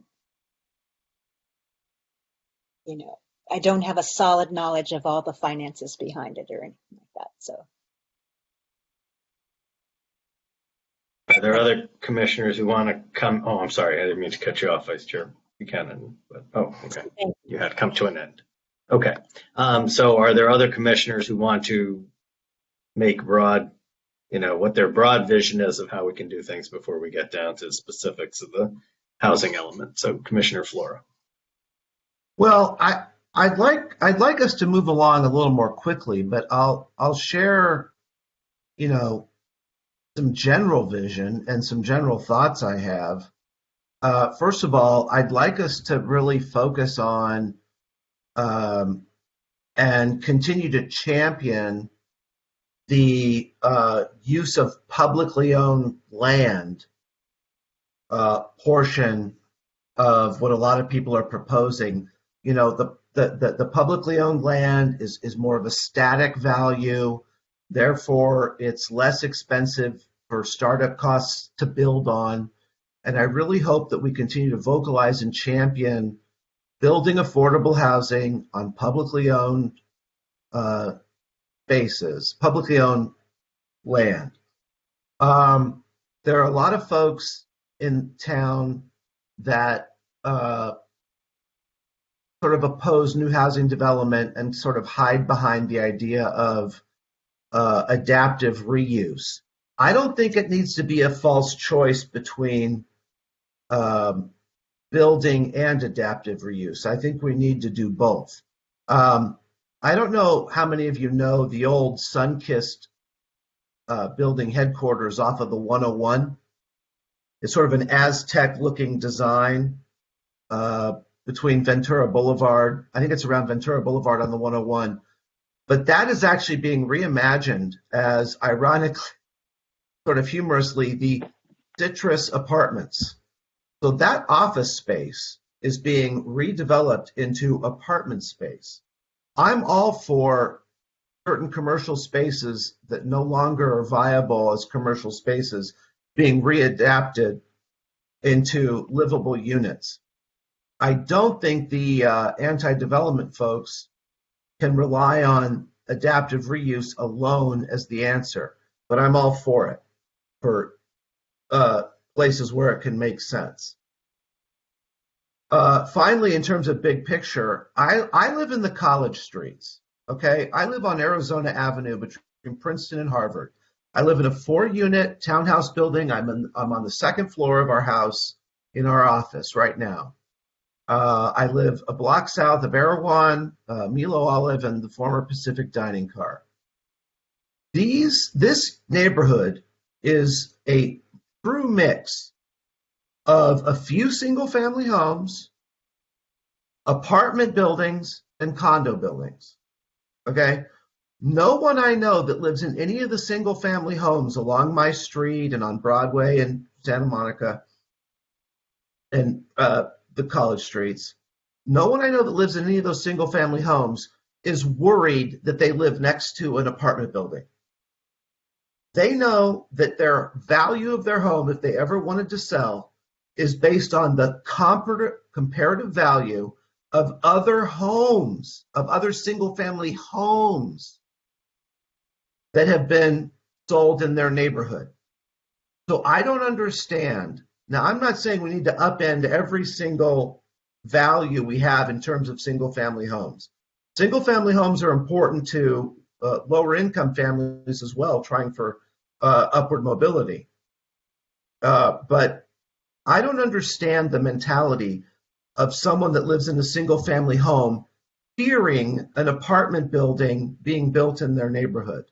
I just don't understand it. Because when you eventually want to move, the value of your home is going to be based on the value of other single-family homes, not the fact that there's an apartment building built in your neighborhood. And if, by the way, you're fearing an apartment building built in your neighborhood because of apartment-like people, well, I think you may be the one with the problem. So that's my big picture on those quick 3 points.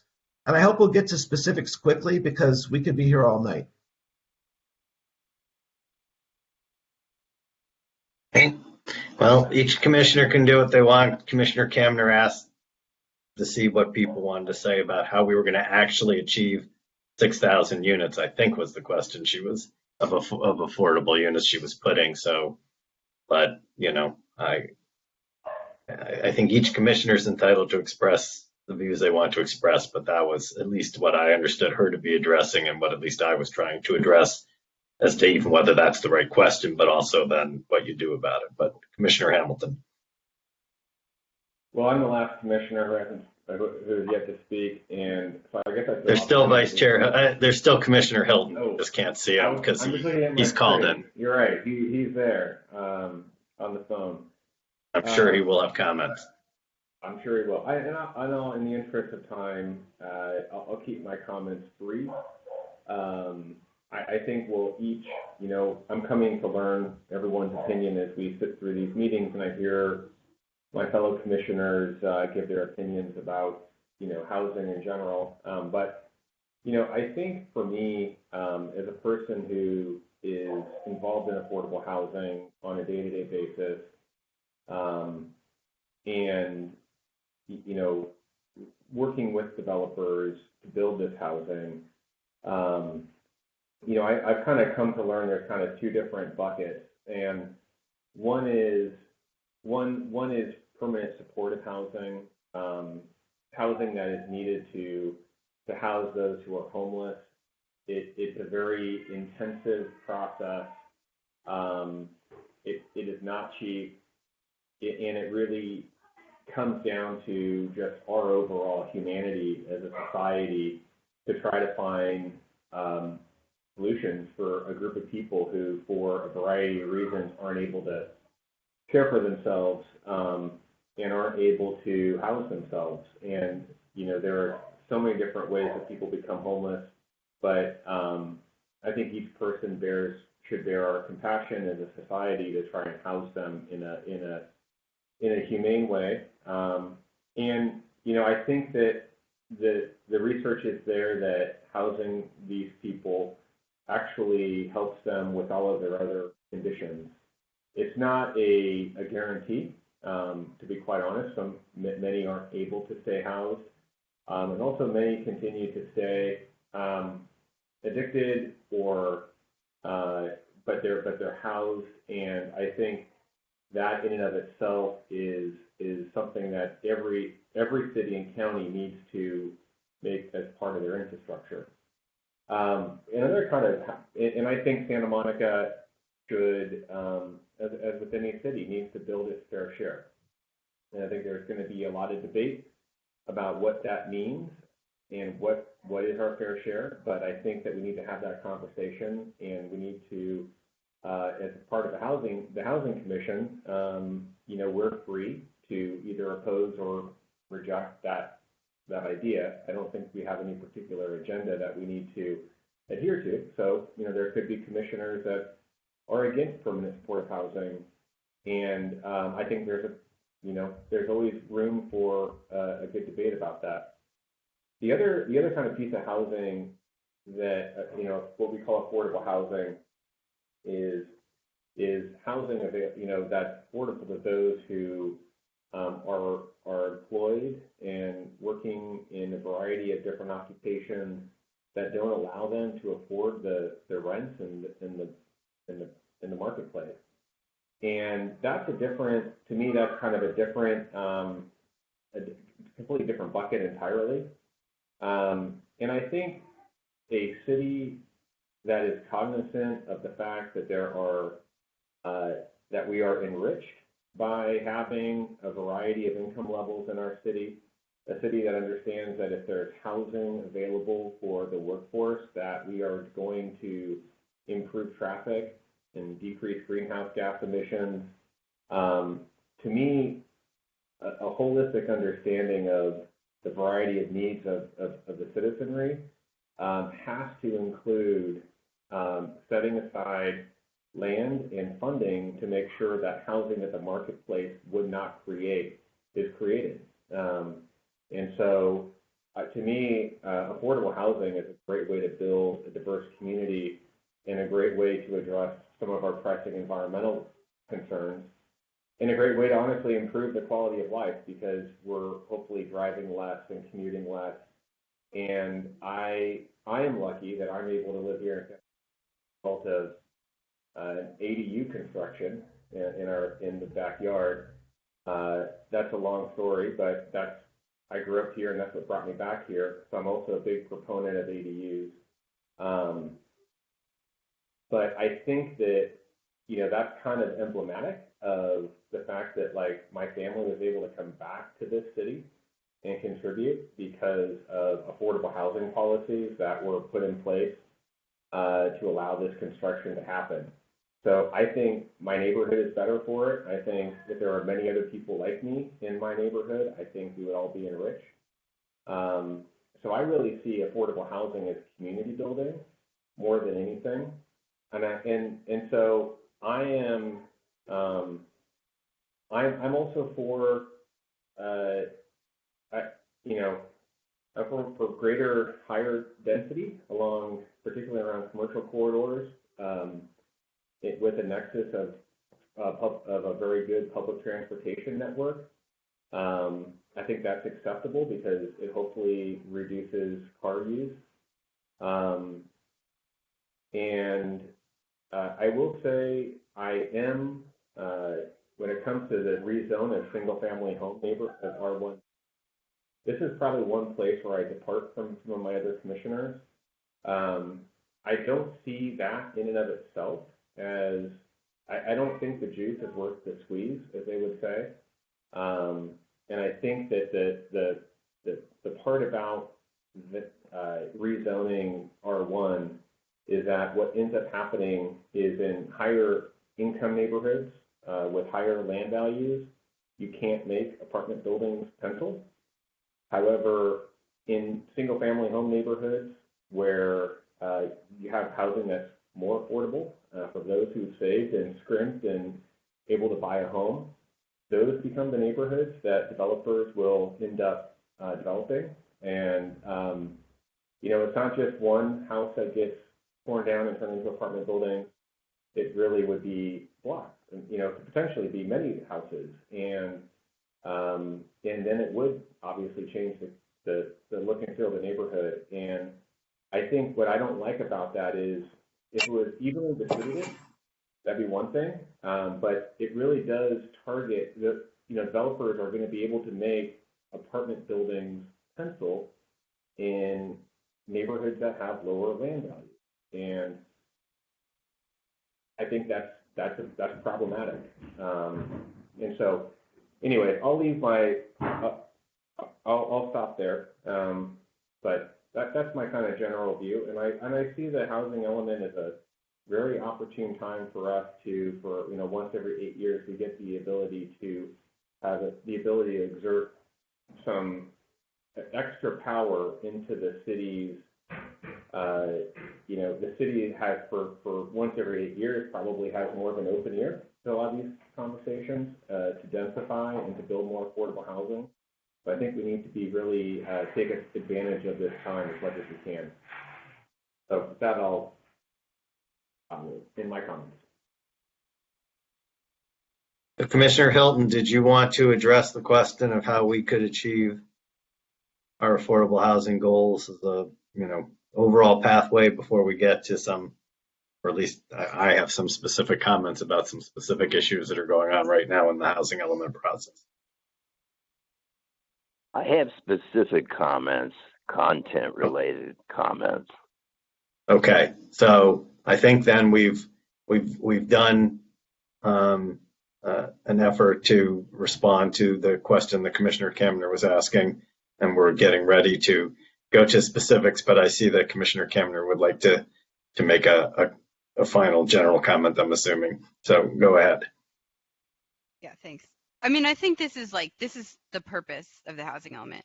Like the other stuff is just details. Like this is what the housing element is for. It's like why we do it. It's why there's state law around it. It's like because we're supposed to build this housing to meet the needs, especially of like lower income people. So I mean, like I feel like this exercise and like getting alignment on the direction and the vision of this is really important for this commission. So I mean, I definitely don't think this is like a wasted exercise. I mean, I was taking notes while everyone was speaking. Thank you so much for everyone's great comments.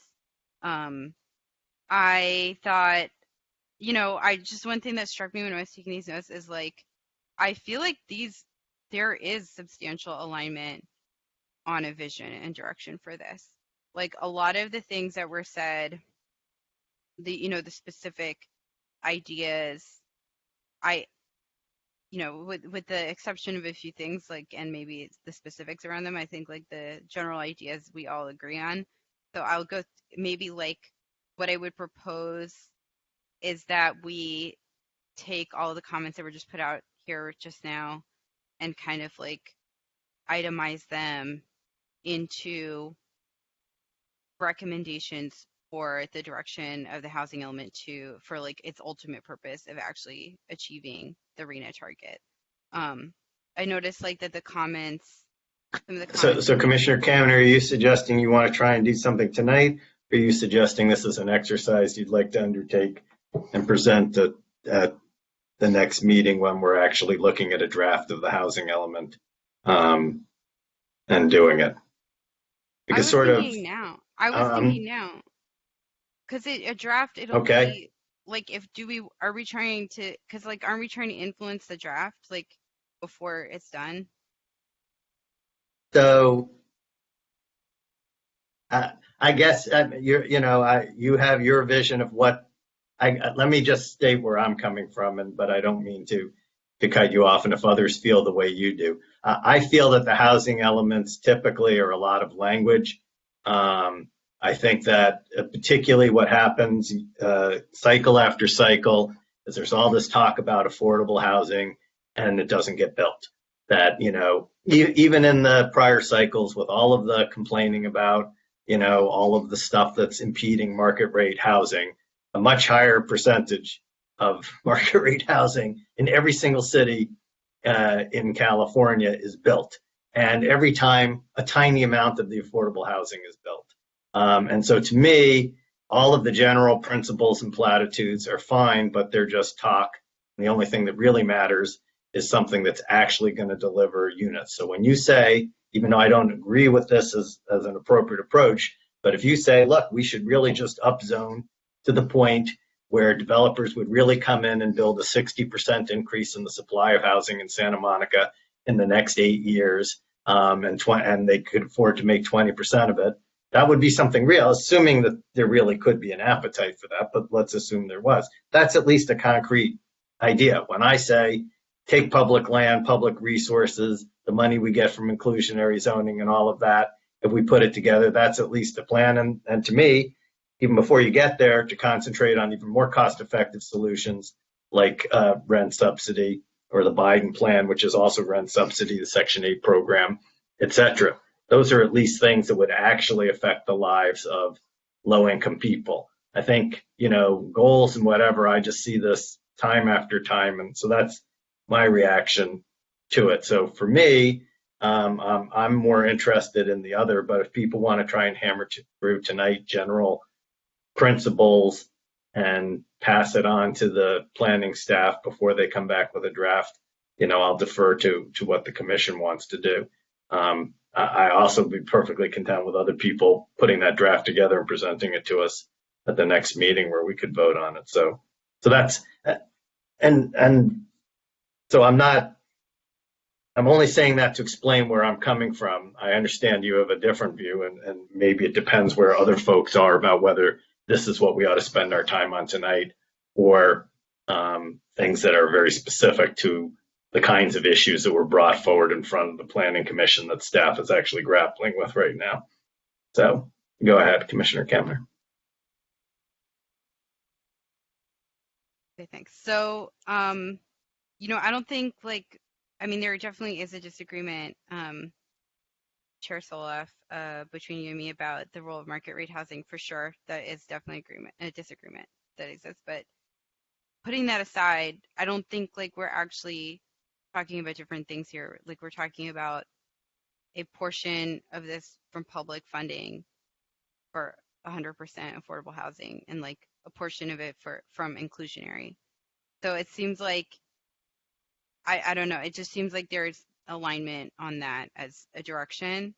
So I was thinking, let's go ahead and make some of these general recommendations about the housing elements approach before there's a draft, so that we can guide the big picture of it, and then when the draft comes back, we can respond more to specifics that are in it.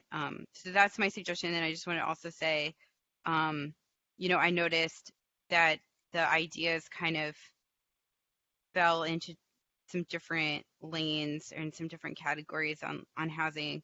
One of which is the money, which I think is extremely important to figure out. Two is the space. Where's the space coming from? The three is the means, what are we doing? Shipping containers. Thank you, Commissioner Buchanan, for bringing those up. Permanent supportive housing. Those are the types, the kinds of housing. And then there's another important piece that was brought up by a bunch of commissioners, which is sort of the larger issue of culture around housing. So maybe we can make recommendations along each of these categories for the housing element for the purpose of guiding the city's direction and in achieving the arena.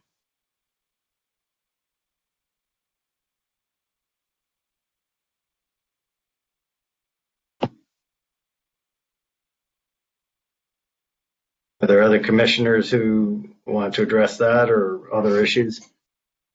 Commissioner Hamilton, you seem to want to speak. I know Commissioner Hilton and I have more specific things, but I want to give people a chance to play this part of it out before we get to that. I definitely think I do want to do a real good analysis and make some really actionable recommendations to council about the housing element. I'm just wondering what the best way for us to go about doing that, given the constraints of time, and it's also a very open-ended question that could potentially lead to many hours of conversation.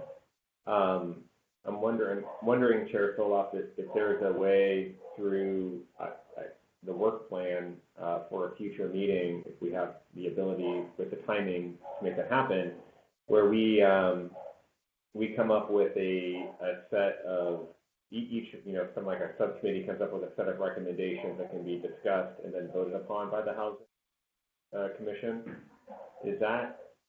I'm just trying to think of a way for us to have this very important conversation while, keeping it organized and not having it go on for too long.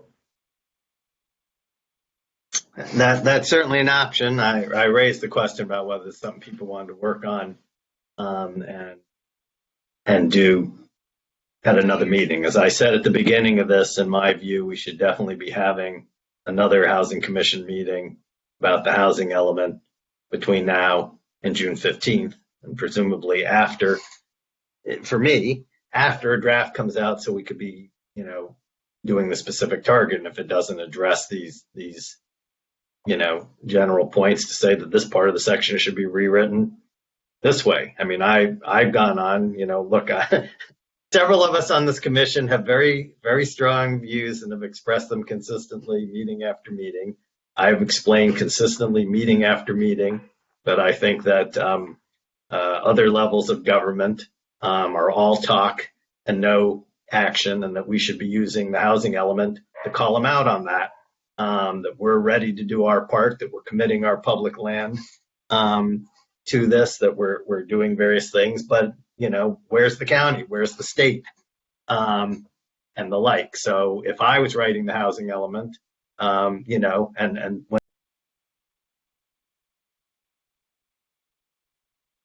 I think the section should look like, so we can definitely do that, and I do think that this may be the kind of thing that works better that way, but I'm just one person's opinion, so it is a possibility. Just to be clear, there was a very specific presentation made by planning staff to the Planning Commission about a variety of specific issues which related to the specific directions that the City Council, which is the ultimate decision maker, gave at their March 30th meeting, and that's what was attached to our agenda, and that's what I was going to give some comments on, and I'm suspecting that Vice Chair Hilton, at our prior meeting, we also had a whole series of motions about our reactions to what City Council had said, but I guess my view of my role is not to dictate what happens here. It's to, facilitate. So I would certainly be open to the idea of let's, Commissioner Kamner and whoever else wants to be on a subcommittee to come up with something to present, which could then be attached to an agenda and people could study before the agenda, before the meeting, and actually then discuss. That is often the way. What I was planning to say tonight, I wasn't expecting to ask anybody to actually vote on. I wanted to get the ideas out there because I do think it's healthy to get ideas out there and give us some time before the next meetings to reflect on them and then make decisions. But so I don't know, Commissioner Kamner, would that work for you? We already have a subcommittee for this purpose. We do? Yeah, we formed it. Okay, who's on it? I'm sorry, I don't recall that. You, Chair Soloff, and me, and I think Commissioner Hanson. Housing element? Like meeting the... No, you're talking about the thing that we formed a long time ago. Remember, we disbanded all of those and created new committees. So I don't think there is a committee right now that deals with this. Okay. There were the ones pre-pandemic. You're right. There was something that we were working on, and then you'll recall we had a meeting where we said we need to disband those, and we created a new committee. So are you interested? Would that work for you to work? You've taken notes. You've listened to everybody. This is an issue that's important to you. You feel passionate about, to work and bring something, in writing. I mean, we haven't gotten to the diversity thing, but regardless of whatever, I appreciate the fact that you guys went out and got ideas, I'll put help. material together to do that. So I think it is an effective process. So Vice Chair Buchanan would like to work on it. Commissioner Kamner. Is that you, Commissioner Hilton?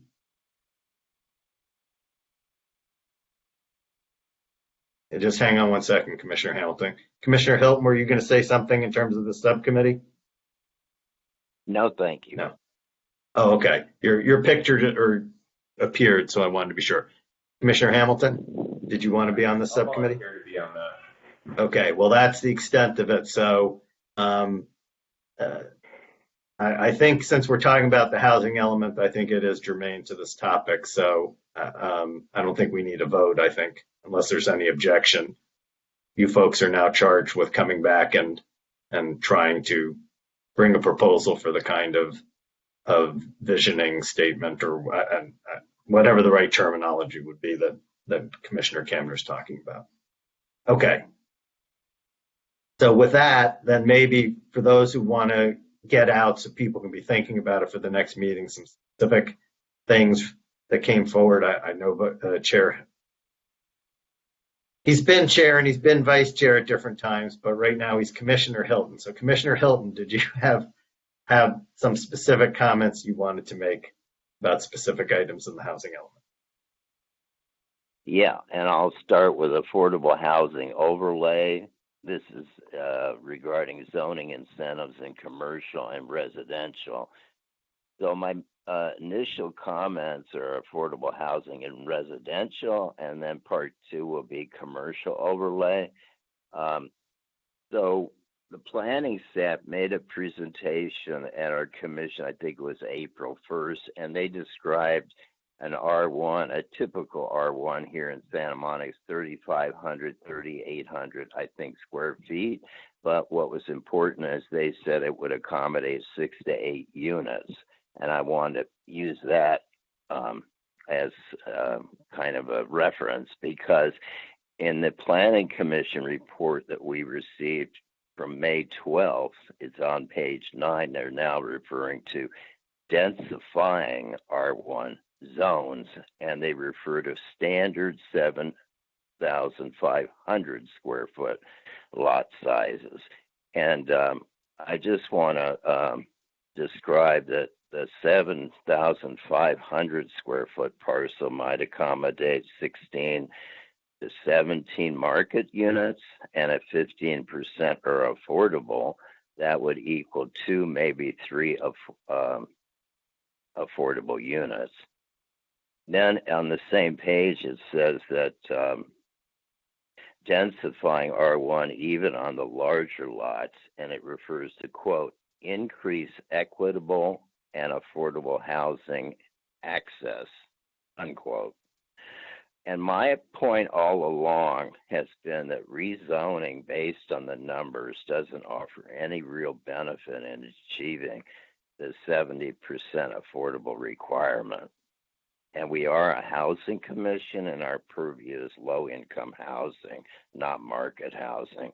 So is it time to propose a motion as I discuss some of these issues?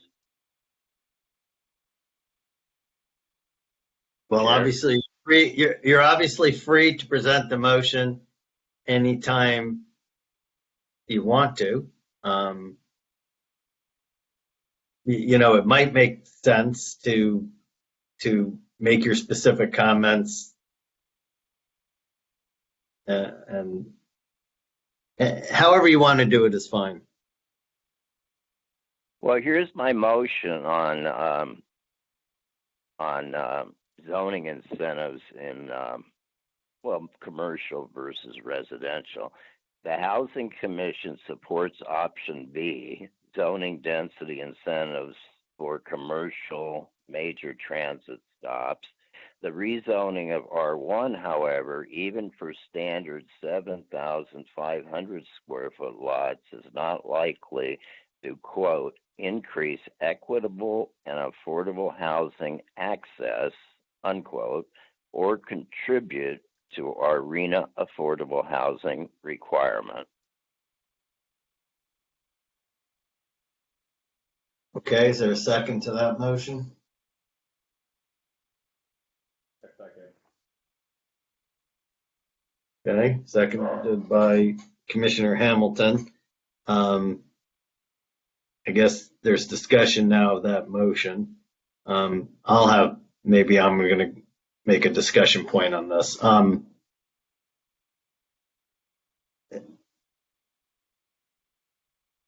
I think that this motion may be premature because we have not seen what people are claiming, in fact, can be done, at least in the materials that we've looked at and what I saw when I listened to the planning staff's presentation. They said they were just trying to look at that. And while I do share several of the points that Commissioner Hamilton raised, number one, that I'm not convinced that in the high income neighborhoods that this is going to do much for what I agree with you, Commissioner Hilton is supposed to be the purview and the special purview of this commission, which is affordable housing, meaning below market rate housing. But as with, you hear me say over and over, I'd like to see the details before I make a decision. If somebody showed me a good case, I might reach a different conclusion. So I'd rather personally see that information before trying to make a decision about that. I also think more broadly, when you think outside of Santa Monica, where all of our single family homes, whether it's wherever they are all high end, relatively speaking, land value, that the concern that Commissioner Hamilton's raised, that a lot of this densification of single family neighborhoods is in fact going to hit other parts of LA County where it's actually people of color largely who own homes, and a lot of whom are now those homes during the Great Recession, 2008, 2009, became bought up by Wall Street and are actually rental housing right now. That's the first place that all of this is going to happen, and it's going to do a lot of gentrification and the like. But in Santa Monica, all the single family home areas are already so far high end. I don't think will happen there. But anyway, so for me, I'm sorry, it's late here and whatever, so I apologize. I'm never concise and I'm being worse tonight. But the bottom line I'm trying to say is that for me, while I'm intrigued by that might be the position that I would take at the end of the day, I would like to see the data before making a decision. So for me, that's why I wouldn't support this motion now. Is there other discussion on this motion? Vice Chair Buchanan, then Commissioner Hamilton, then Commissioner Kamner. So I see the housing element not just as a way for us to meet our RHNA goals to build affordable housing. It also has, at least unless I completely misunderstood, an element of preserving, increasing, diversity in the city. So I think, that pursuing avenues that we know will give us the most bang for our buck is important. But I also think that to rule out, changing the zoning of R1 single-family neighborhoods because it may not have a huge effect. I don't think that is. I think that's just sort of perpetuating something that has been problematic, and I don't. That just doesn't. How can I say? I just think that the change has to be broad, and it's not,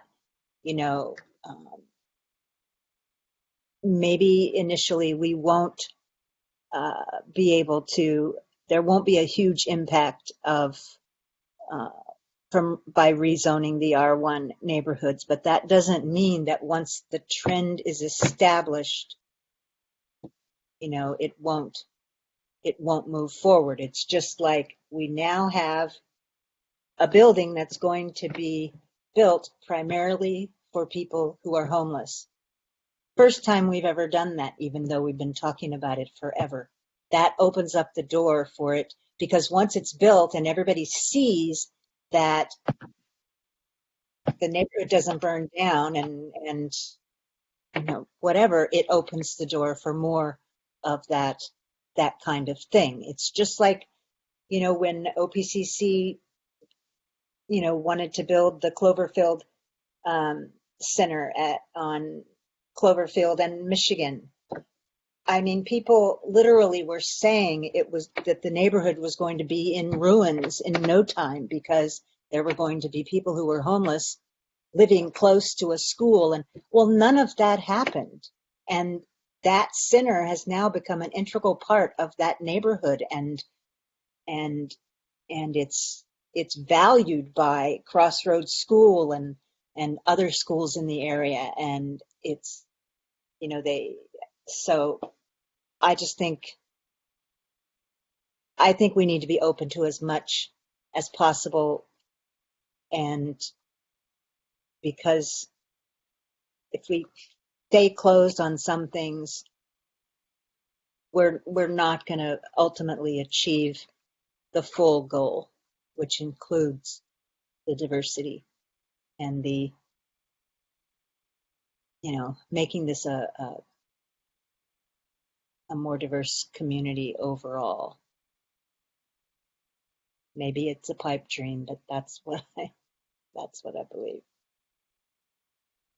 Okay, so I think Commissioner Kamner wanted to speak to the motion. Maybe we'll be ready for a vote, unless there's somebody else who wants to speak to it. Did Commissioner Hamilton go? I'm sorry, I'm getting lost. Oh, I'm sorry. You're right. He was next. Thank you, Commissioner Kamner. Okay. I guess, Michael, your question, or sorry, Chair Soloff, your question was whether we should take this motion up tonight or give ourselves some time for further study. Is that what I heard? To get the results of what I understand planning staff is doing right now, which is in fact trying to run some modeling and to bring that forward. That's what I understood from their presentation, that we would be getting. Okay. Sorry to interrupt you. You got myself. Yeah, I think I'll hold myself then to my previous comment, which is I'd like to have an orderly discussion about the recommendation for the housing element at a future meeting. And so I will take the recommendation to table this conversation until we have more information and it's part of a larger agenda, just for the administrative aspects of having this complicated conversation. Okay, so I take it the formal thing you're doing is withdrawing your second of the motion? That is correct. Okay, so is there anyone else who's seconding the motion tonight? Not hearing that, then the motion fails for lack of a second, and we can move on. Are there anything else? Commissioner Hilton? Comment? Yeah, could I just comment that there was input that it increases diversity, rezoning residential, and based on cost, it gentrifies, and that's who benefits, 90% market rate, and in many cases, the residents would have higher incomes than the single family next door. So the reference, and it's kind of a theme in our discussions, that it increases Santa Monica diversity. It does the reverse. Okay. Commissioner Hilton, had that finished you said you had some specific comments, you gave some, and you made that motion. Did that complete what you wanted to say on the housing element tonight? Part 2 is overlay in commercial, and it's just to clarify about the 100% affordable housing overlay in commercial. So there's 2 references in the planning document. One is micro units, and I wanted to point out from meetings that they're effective for certain types of affordable housing, such as housing for the homeless. They're not as feasible in the case of senior, disabled family housing. The second part is, and this is on page 5 of the May 12th Planning Commission report, no minimum parking requirements, and the implication there is that sufficient parking is not a necessity, and that's not accurate. We've heard testimony at our meetings about parking and feasibility, and affordable housing providers have said that their projects without adequate parking are not feasible. So I have a motion on commercial and overlay, and it's just to So could I make a clarify. recommendation, Commissioner Hilton? And you can take this or reject it. Apropos of what has been often our practice when possible is to raise issues with our fellow commissioners, allow people to think about it, and then actually make the motions at the next meeting.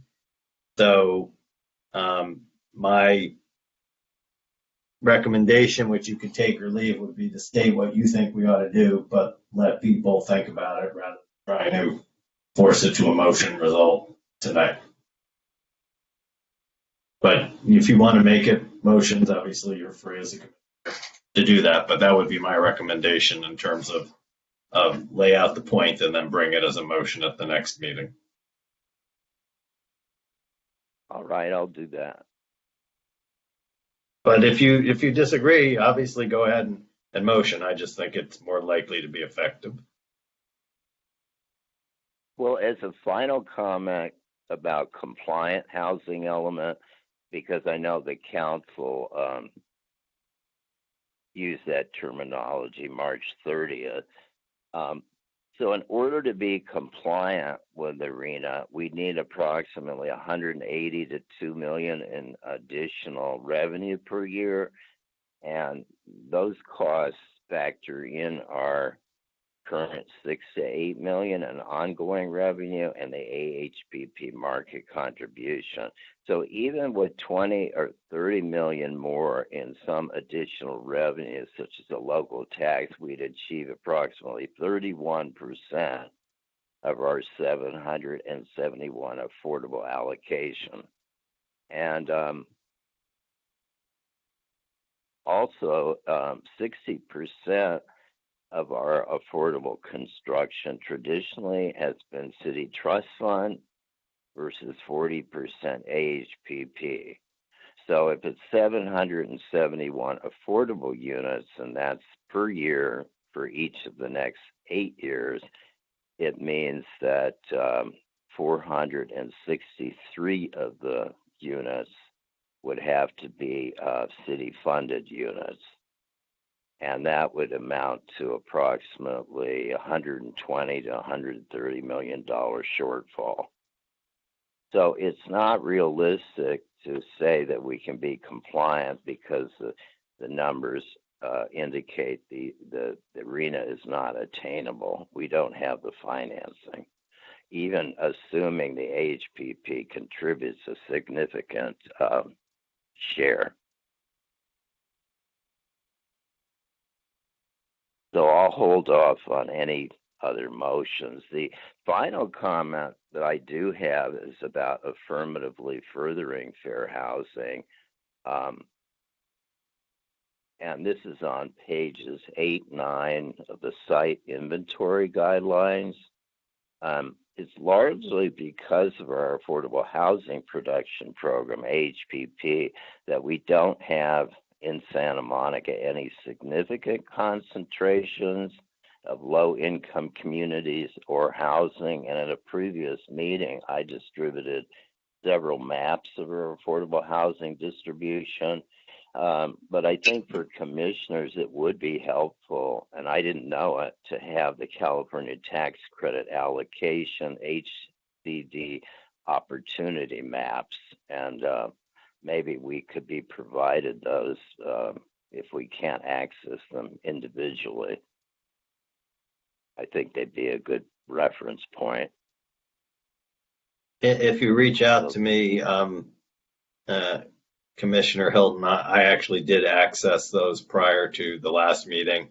And that's when I reported, which staff agreed with at that meeting, that every single place in Santa Monica is highest resourced under those maps, with the exception of the two PICO census tracts, and those are high resource. They're not highest resourced.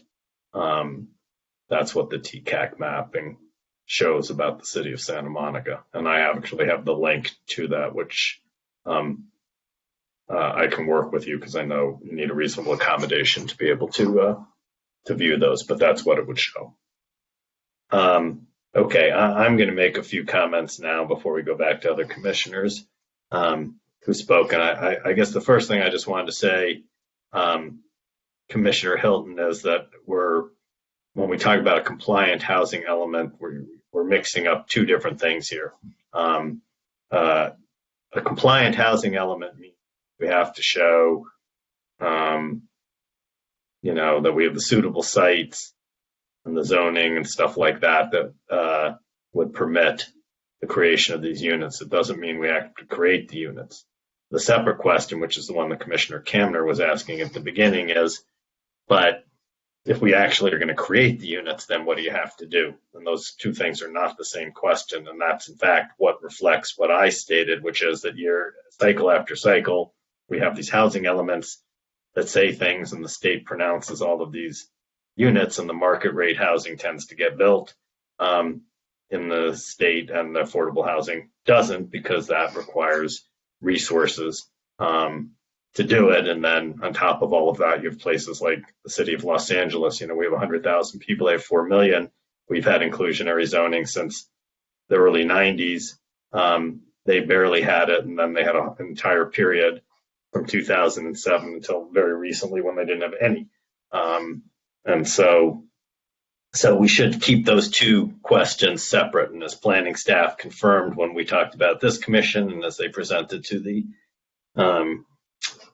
planning commission at their last meeting, under state law, as long as you allow at least 30 units of density per acre, you're allowed to presume that those sites are realistic for low-income housing. So all of those sites and virtually every place in Santa Monica, we allow that. So that means every site in Santa Monica we can designate as low-income housing. That doesn't answer the question that Commissioner Kamner put forward, which is, well, that's great, but what's going to actually get built?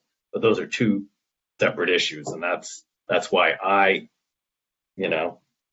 personally feel that there's a lot of talk and a lot of things, but I actually agree with Commissioner Kamner that the bigger question for me is that one about how do we actually create the housing, or even more fundamentally for me, how do we solve the problem that housing is meant to create? Because I don't actually think that the best way to solve that problem is simply by pouring all the resources into creating new units, as opposed to rent subsidy and the Biden plan nationally to fully fund the Section 8 program, which would radically change our situation as well.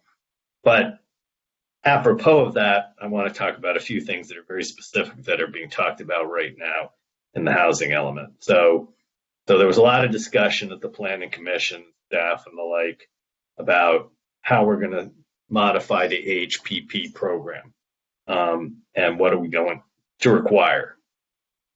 And the thing that I didn't hear was any discussion, at least in the presentation. As I said, I didn't have the opportunity to listen to the entire discussion about the offsite option.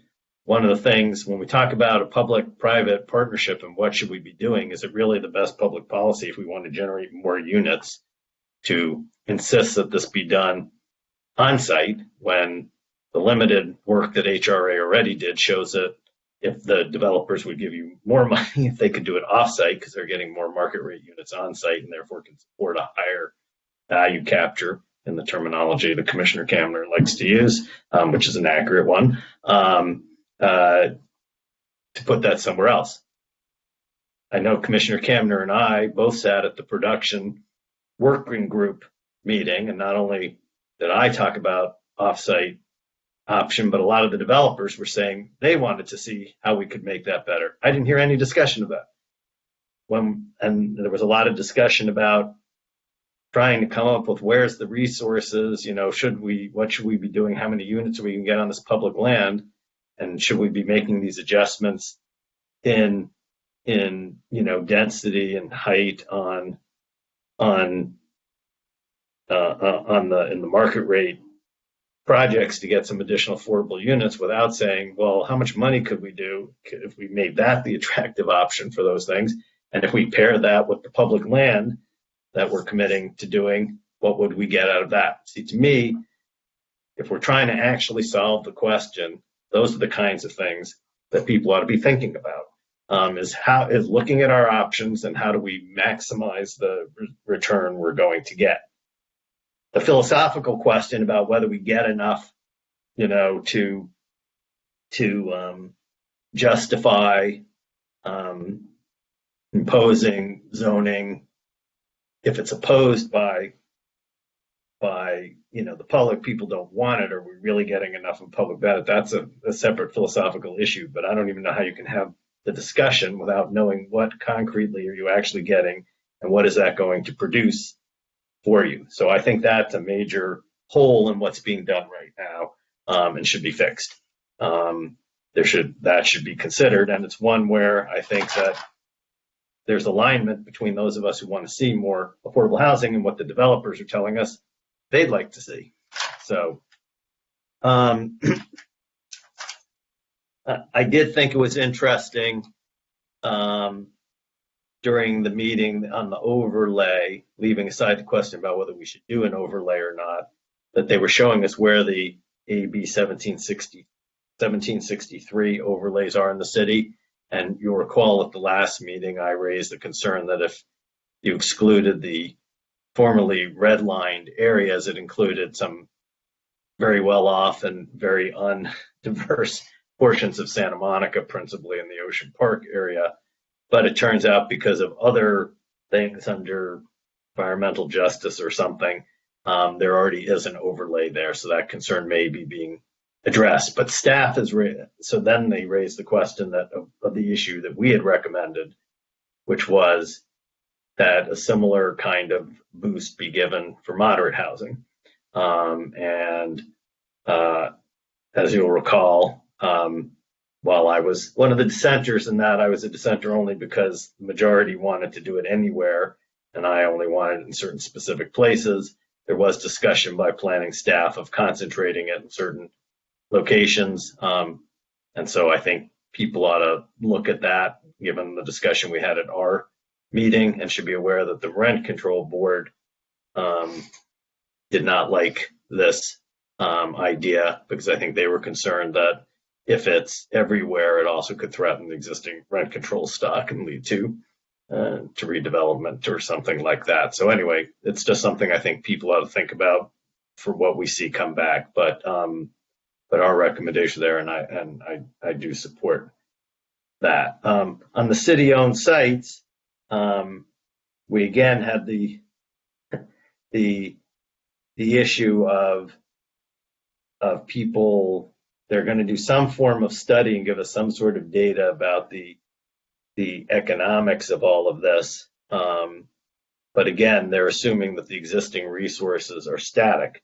And I think that's, again, a mistake. So that's a philosophical one where I would say we shouldn't accept that we're not going to get more support from the county, the state, and the federal government, but rather say, this is what we'll get. We're putting up our hundreds of millions of dollars of public land. Now you put in your share and talk about what we get if we win that issue. I was disappointed to hear that the state's dragging its feet on the DMV site. And that's another one where, to me, simply saying, oh, well, they wouldn't give it to us, so let's not worry about it, is not good enough. We have to say to the state, you can't sit here and put these numbers out and then do exactly what you've done in every other housing element, which is put out numbers and not ante up at the table. So let me just see if there was anything else specifically on that. So those were the main issues that I saw that I think they ought to do, is that they need to consider this offsite and pairing it up. I think that they should come up with, and I'm optimistic with, in certain locations in the city of getting this moderate rate housing overlay, and that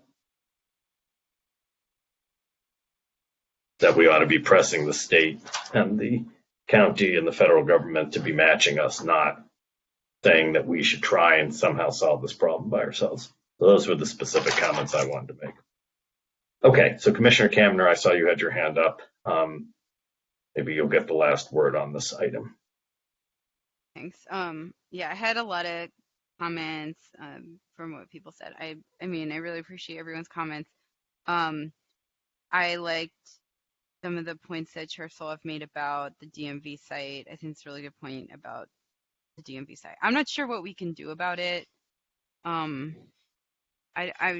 just could you say actually really quick, like, I feel like we got an update on this last time, but I didn't write it down. What is the State Department that is the holdup with that? I mean, who's the decision maker? Yeah. Well, all we heard was that they were having a hard time figuring out who that was.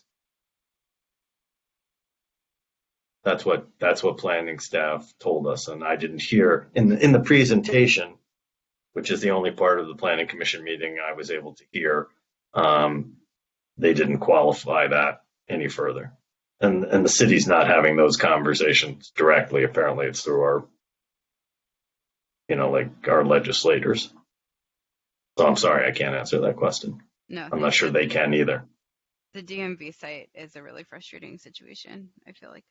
I think the comments about the off-site affordable housing are really important. Studies show that off-site affordable housing can be a more efficient use of funds than on-site. So I think they might have a place. I just wanted to go back to the R1 conversation a little bit and kind of explain that I think the R1 upzoning is really it's an issue of like how far we're willing to go with the R1. It's like if we're only willing to do ADUs and JADUs and R1, it's like that's definitely not going to make inclusive, affordable communities. But if we can think bigger, then I think the R1 piece of this can play a really big role. But not by itself. So I thought what Commissioner Flores said about false choices was really important, and I feel like this whole thing has been like false choices. When I saw the questions from the staff, with the multiple choice, like A, B, C choices, I think for every single one of those, I thought these are false choices. It should be all of the above. We have a really serious crisis. We have a huge RHNA target. Like, we need all of the above solutions. So that's what I thought for all of those questions. And I hope, as a commission, we can think about, past false choices to all of the above solutions. That's what I think also about rent subsidies. Like, I think rent subsidies are important, and expanding rent subsidies is also a crucial piece of the equation. But again, it's like we can't just do rent subsidies if we don't have enough homes. Like, if we're not doing the housing growth that's necessary to meet need, which is like kind of what, where the RHNA numbers come from is like, what is the growth that we were supposed to have? What do we need to get, to meet our housing needs? So I think rent subsidies definitely need to be supported, but we have to put it all into a larger all of the above plan, and R1 can play that role. And I thought Commissioner Buchanan bringing up the goals of increasing diversity and inclusion in this, that that's definitely true. That is a goal of the housing element process, and it's not just production. It's definitely inclusion, affirmatively furthering fair housing. And I thought Vice Chair Buchanan's points about that we can't undo the history of exclusionary zoning, that has a strong racist basis to it, without opening up the single family areas. So I hope we can just think really big about that. And my final comment on that is, I know that it sounds out there to talk about big changes, especially to R1. But I don't think it is, we're not talking about like going to Mars or something. We're talking about changing a zoning code, which I feel like is in the realm of doable. So, to me, what is like truly unimaginable and unacceptable is this housing crisis, and this housing crisis getting worse. Seeing people on the streets, seeing people have to leave, seeing people lose their homes, like that, that is so much harder to take and to accept than the idea of just like big upzoning. Like big upzoning to me seems, much, much more palatable than families having to live on the streets. So I feel like I personally feel like I'm willing to try anything to help these families. Like I can't take another day of this. This is me personally. I don't know where you all are at with this, but upzoning doesn't seem like that unbelievable compared to like what's happening to people. And I feel like sometimes on this commission we're missing that perspective. Like we're not always hearing from those people who are living the struggle right now, who don't have homes, who are like losing their homes. And so, without that perspective, I feel like, we don't have the right balance of understanding about like what's truly acceptable and what's like truly out there, because for us, for many of us, we're housing secure. So what happens with the housing element, what happens with RHNA, it's like more theoretical. But for people who need housing solutions now, we cannot let those people down. So I hope, just like my final comments to the Housing Commission, I hope we can all kind of join together to come up with some big ideas and big solutions, because just like, saying we can't do it, these numbers are too big, the problem is too big, we're never going to get the money, like that's just failing people. And I don't think that we should do that. So thank you. Okay, unless there's anything anybody else feels a burning need to say, let's close that item. Let's go to 5B, the work plan. I think we already set up a committee to address sort of philosophical or whatever the right term is issues. So that's Vice Chair Buchanan and Commissioners Hamilton and Kamner. So we'll look forward to seeing their report a week in advance of our next meeting. People should be aware that if we're going to beat the June 15th meeting of the City Council, that means it's going to have to be before then. So think that, that's a Tuesday, so it would likely be the Thursday before that, whatever date that is, and then we need to have the report in advance of the meeting. So in terms of what the time frame is, it's obviously short. So just think about that in your subcommittee's internal work plan to do that. I think I seem to recall there were a couple other things that people raised that we thought ought to be discussed during that. I think there was something Commissioner Hamilton you had raised. I honestly can't remember what it is anymore, though. I don't recall either, Chair Soloff, if I did. Okay, well then. The last thing I said was I took back the second motion to discuss that item at the next meeting. Right. I mean, if you and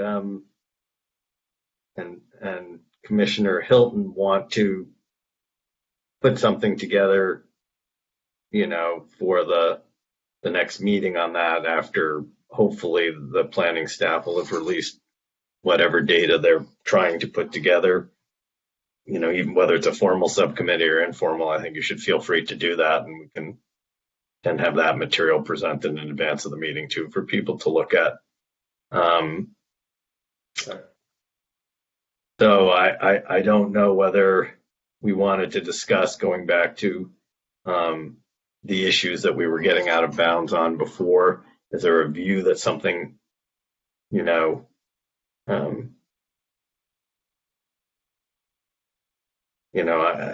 my recollection was, Commissioner Kamner, that you had already talked to the city attorney about something, and they had said it was okay. That's what you reported to us. It's just I don't remember what it is you discussed with them exactly, and what exactly they said. So I don't know that there's anything to take to the city attorney that's any different than what already happened. But if there is, and people think that we ought to do that, I mean, I'm happy to leave that to you. If there's something you think I ought to take to them, I'm happy to do that too, whatever people want, or just move on from this. But we were sort of talking about it and agreed that this was the place we should properly talk about it. So Commissioner Kamner. I don't think the problem is the city attorney. I think it's like maybe, I mean, like I totally understand people can have their own opinions about things, but it's like I think maybe there's a misunderstanding about what's allowed on the commission, what is considered a conflict of interest.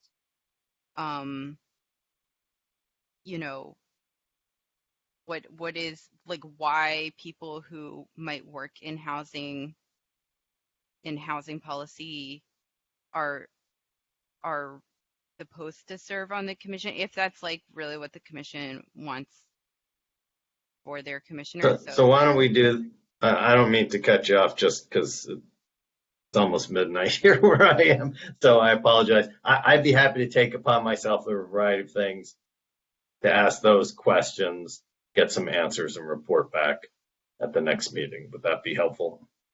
Vice Chair Buchanan and then Commissioner Flora, but I see Commissioner Kamner shaking her head thinking that would be helpful.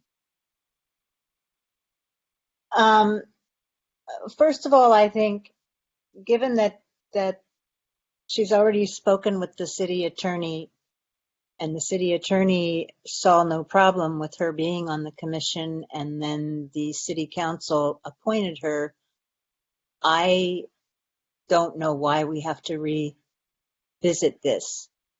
And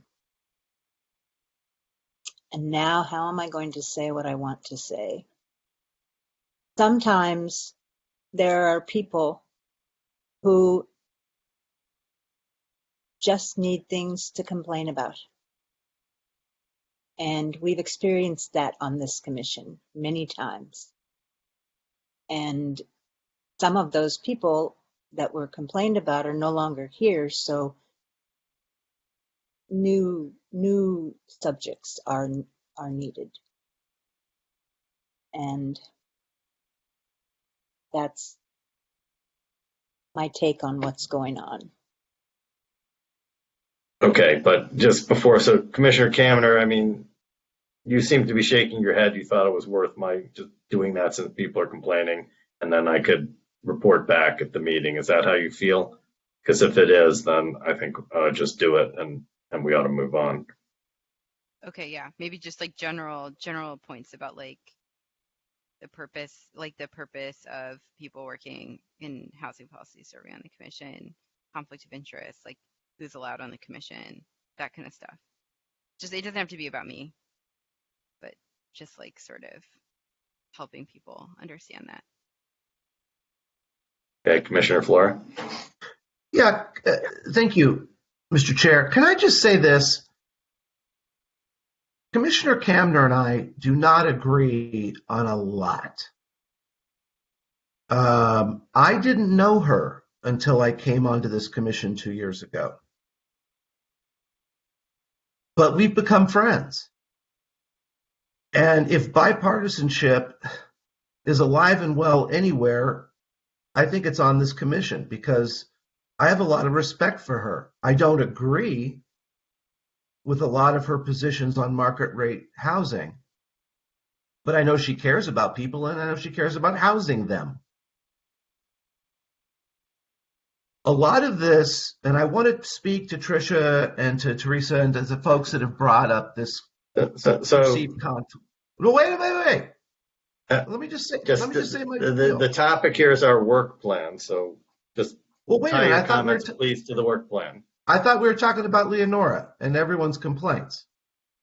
We're talking about whether there's something we ought to be doing about it. Okay, well, let me get to that.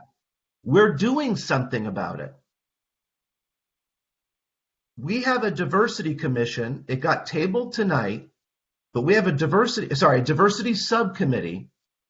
The discussion was tabled tonight, but I want to let everybody who's still listening to the meeting in on this. Stay tuned, because Commissioner Kamner and I and Commissioner Hanson were part of a subcommittee that is literally bringing about a motion to this commission that is actually proposing to throw ourselves off of this commission. And the person that has led this subcommittee toward the idea of literally throwing herself off of this commission is Commissioner Kamner. Stay tuned, because that presentation is coming, and I'll leave it at that. How's that for suspense? Well, it was all attached to the agenda, so we've all read the report, but okay. Anything else under the work plan? Okay, I take it, here's my one thing under the work plan, which is I take it from the discussion tonight, everybody's in accord that it won't be our regular meeting time, but we should have a special meeting of ourselves in advance of the city council meeting on the housing elements. Is that correct? That people are supportive of that idea? That's correct. Okay. That's what I took from our discussion, but I just want to be sure, and this would be the appropriate time to be sure. Okay, so I think with that closes item 5. We're now on to item 6, the housing manager's report, update on any city council agenda items and administrative issues related to affordable housing. Mr. Kemper, anything you want to report? Yes, good evening, commissioners. My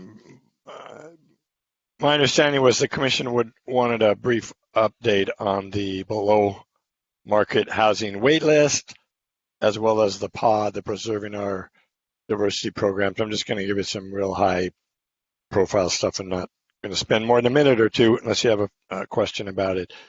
There's about 5,400 people on the below market housing wait list, which is the wait list that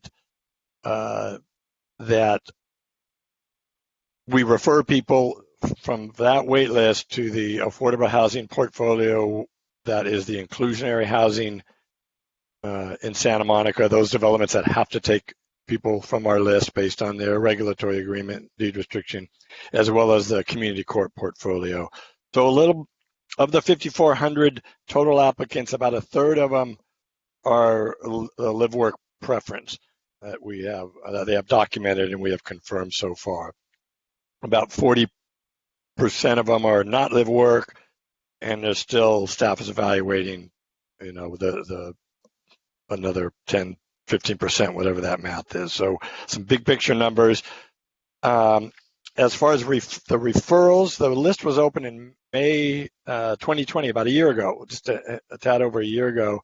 Since then, referred a little over 5,700 households, or sometimes it's duplicates. So I'm told 2,234 unique households have been referred to about 40 properties.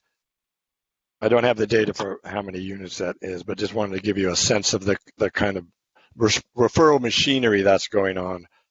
Let's see, 1,500 or so households are specifically referred to the community corporation properties, 20 of their properties. That's kind of big picture stuff for the below market housing wait list.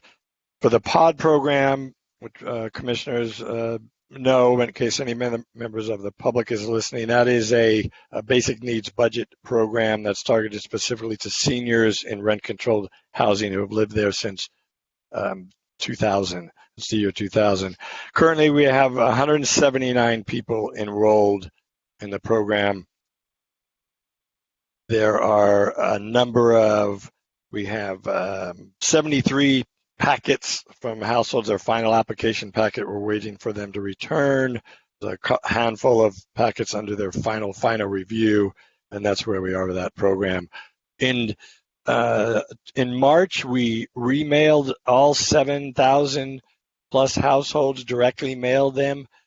The households who have been living there since January 2000 in an effort to make sure we've covered, informed everyone who might possibly be eligible for that program.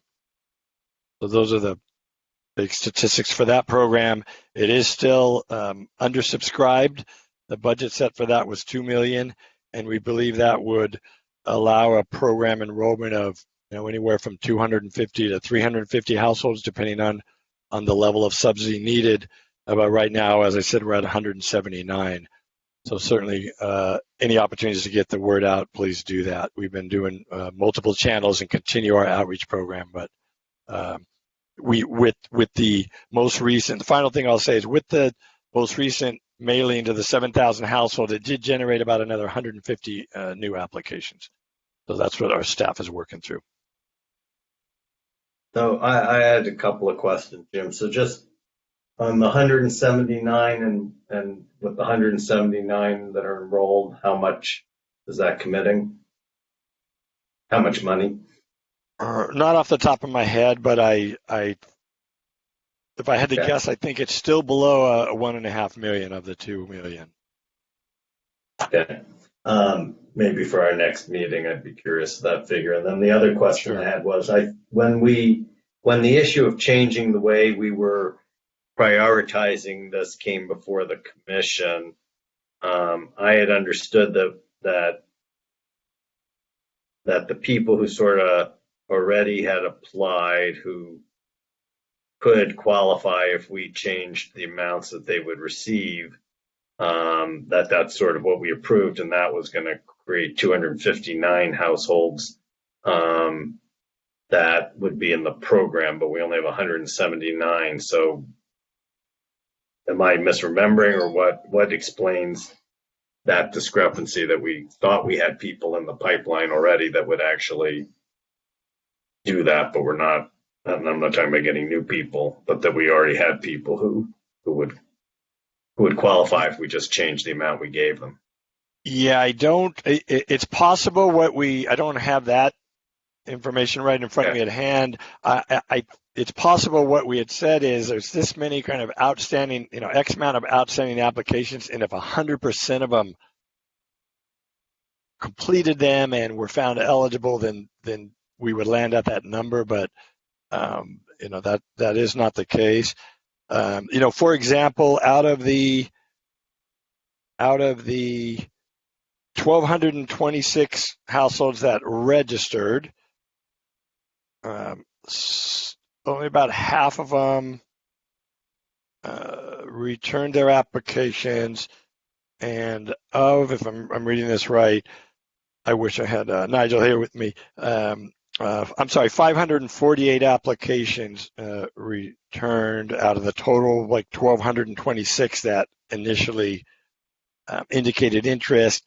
And of the 548, for example, 183 folks, which is about a third, simply were not eligible.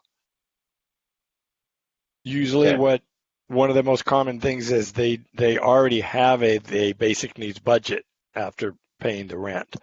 When the team goes through and confirms their actual income.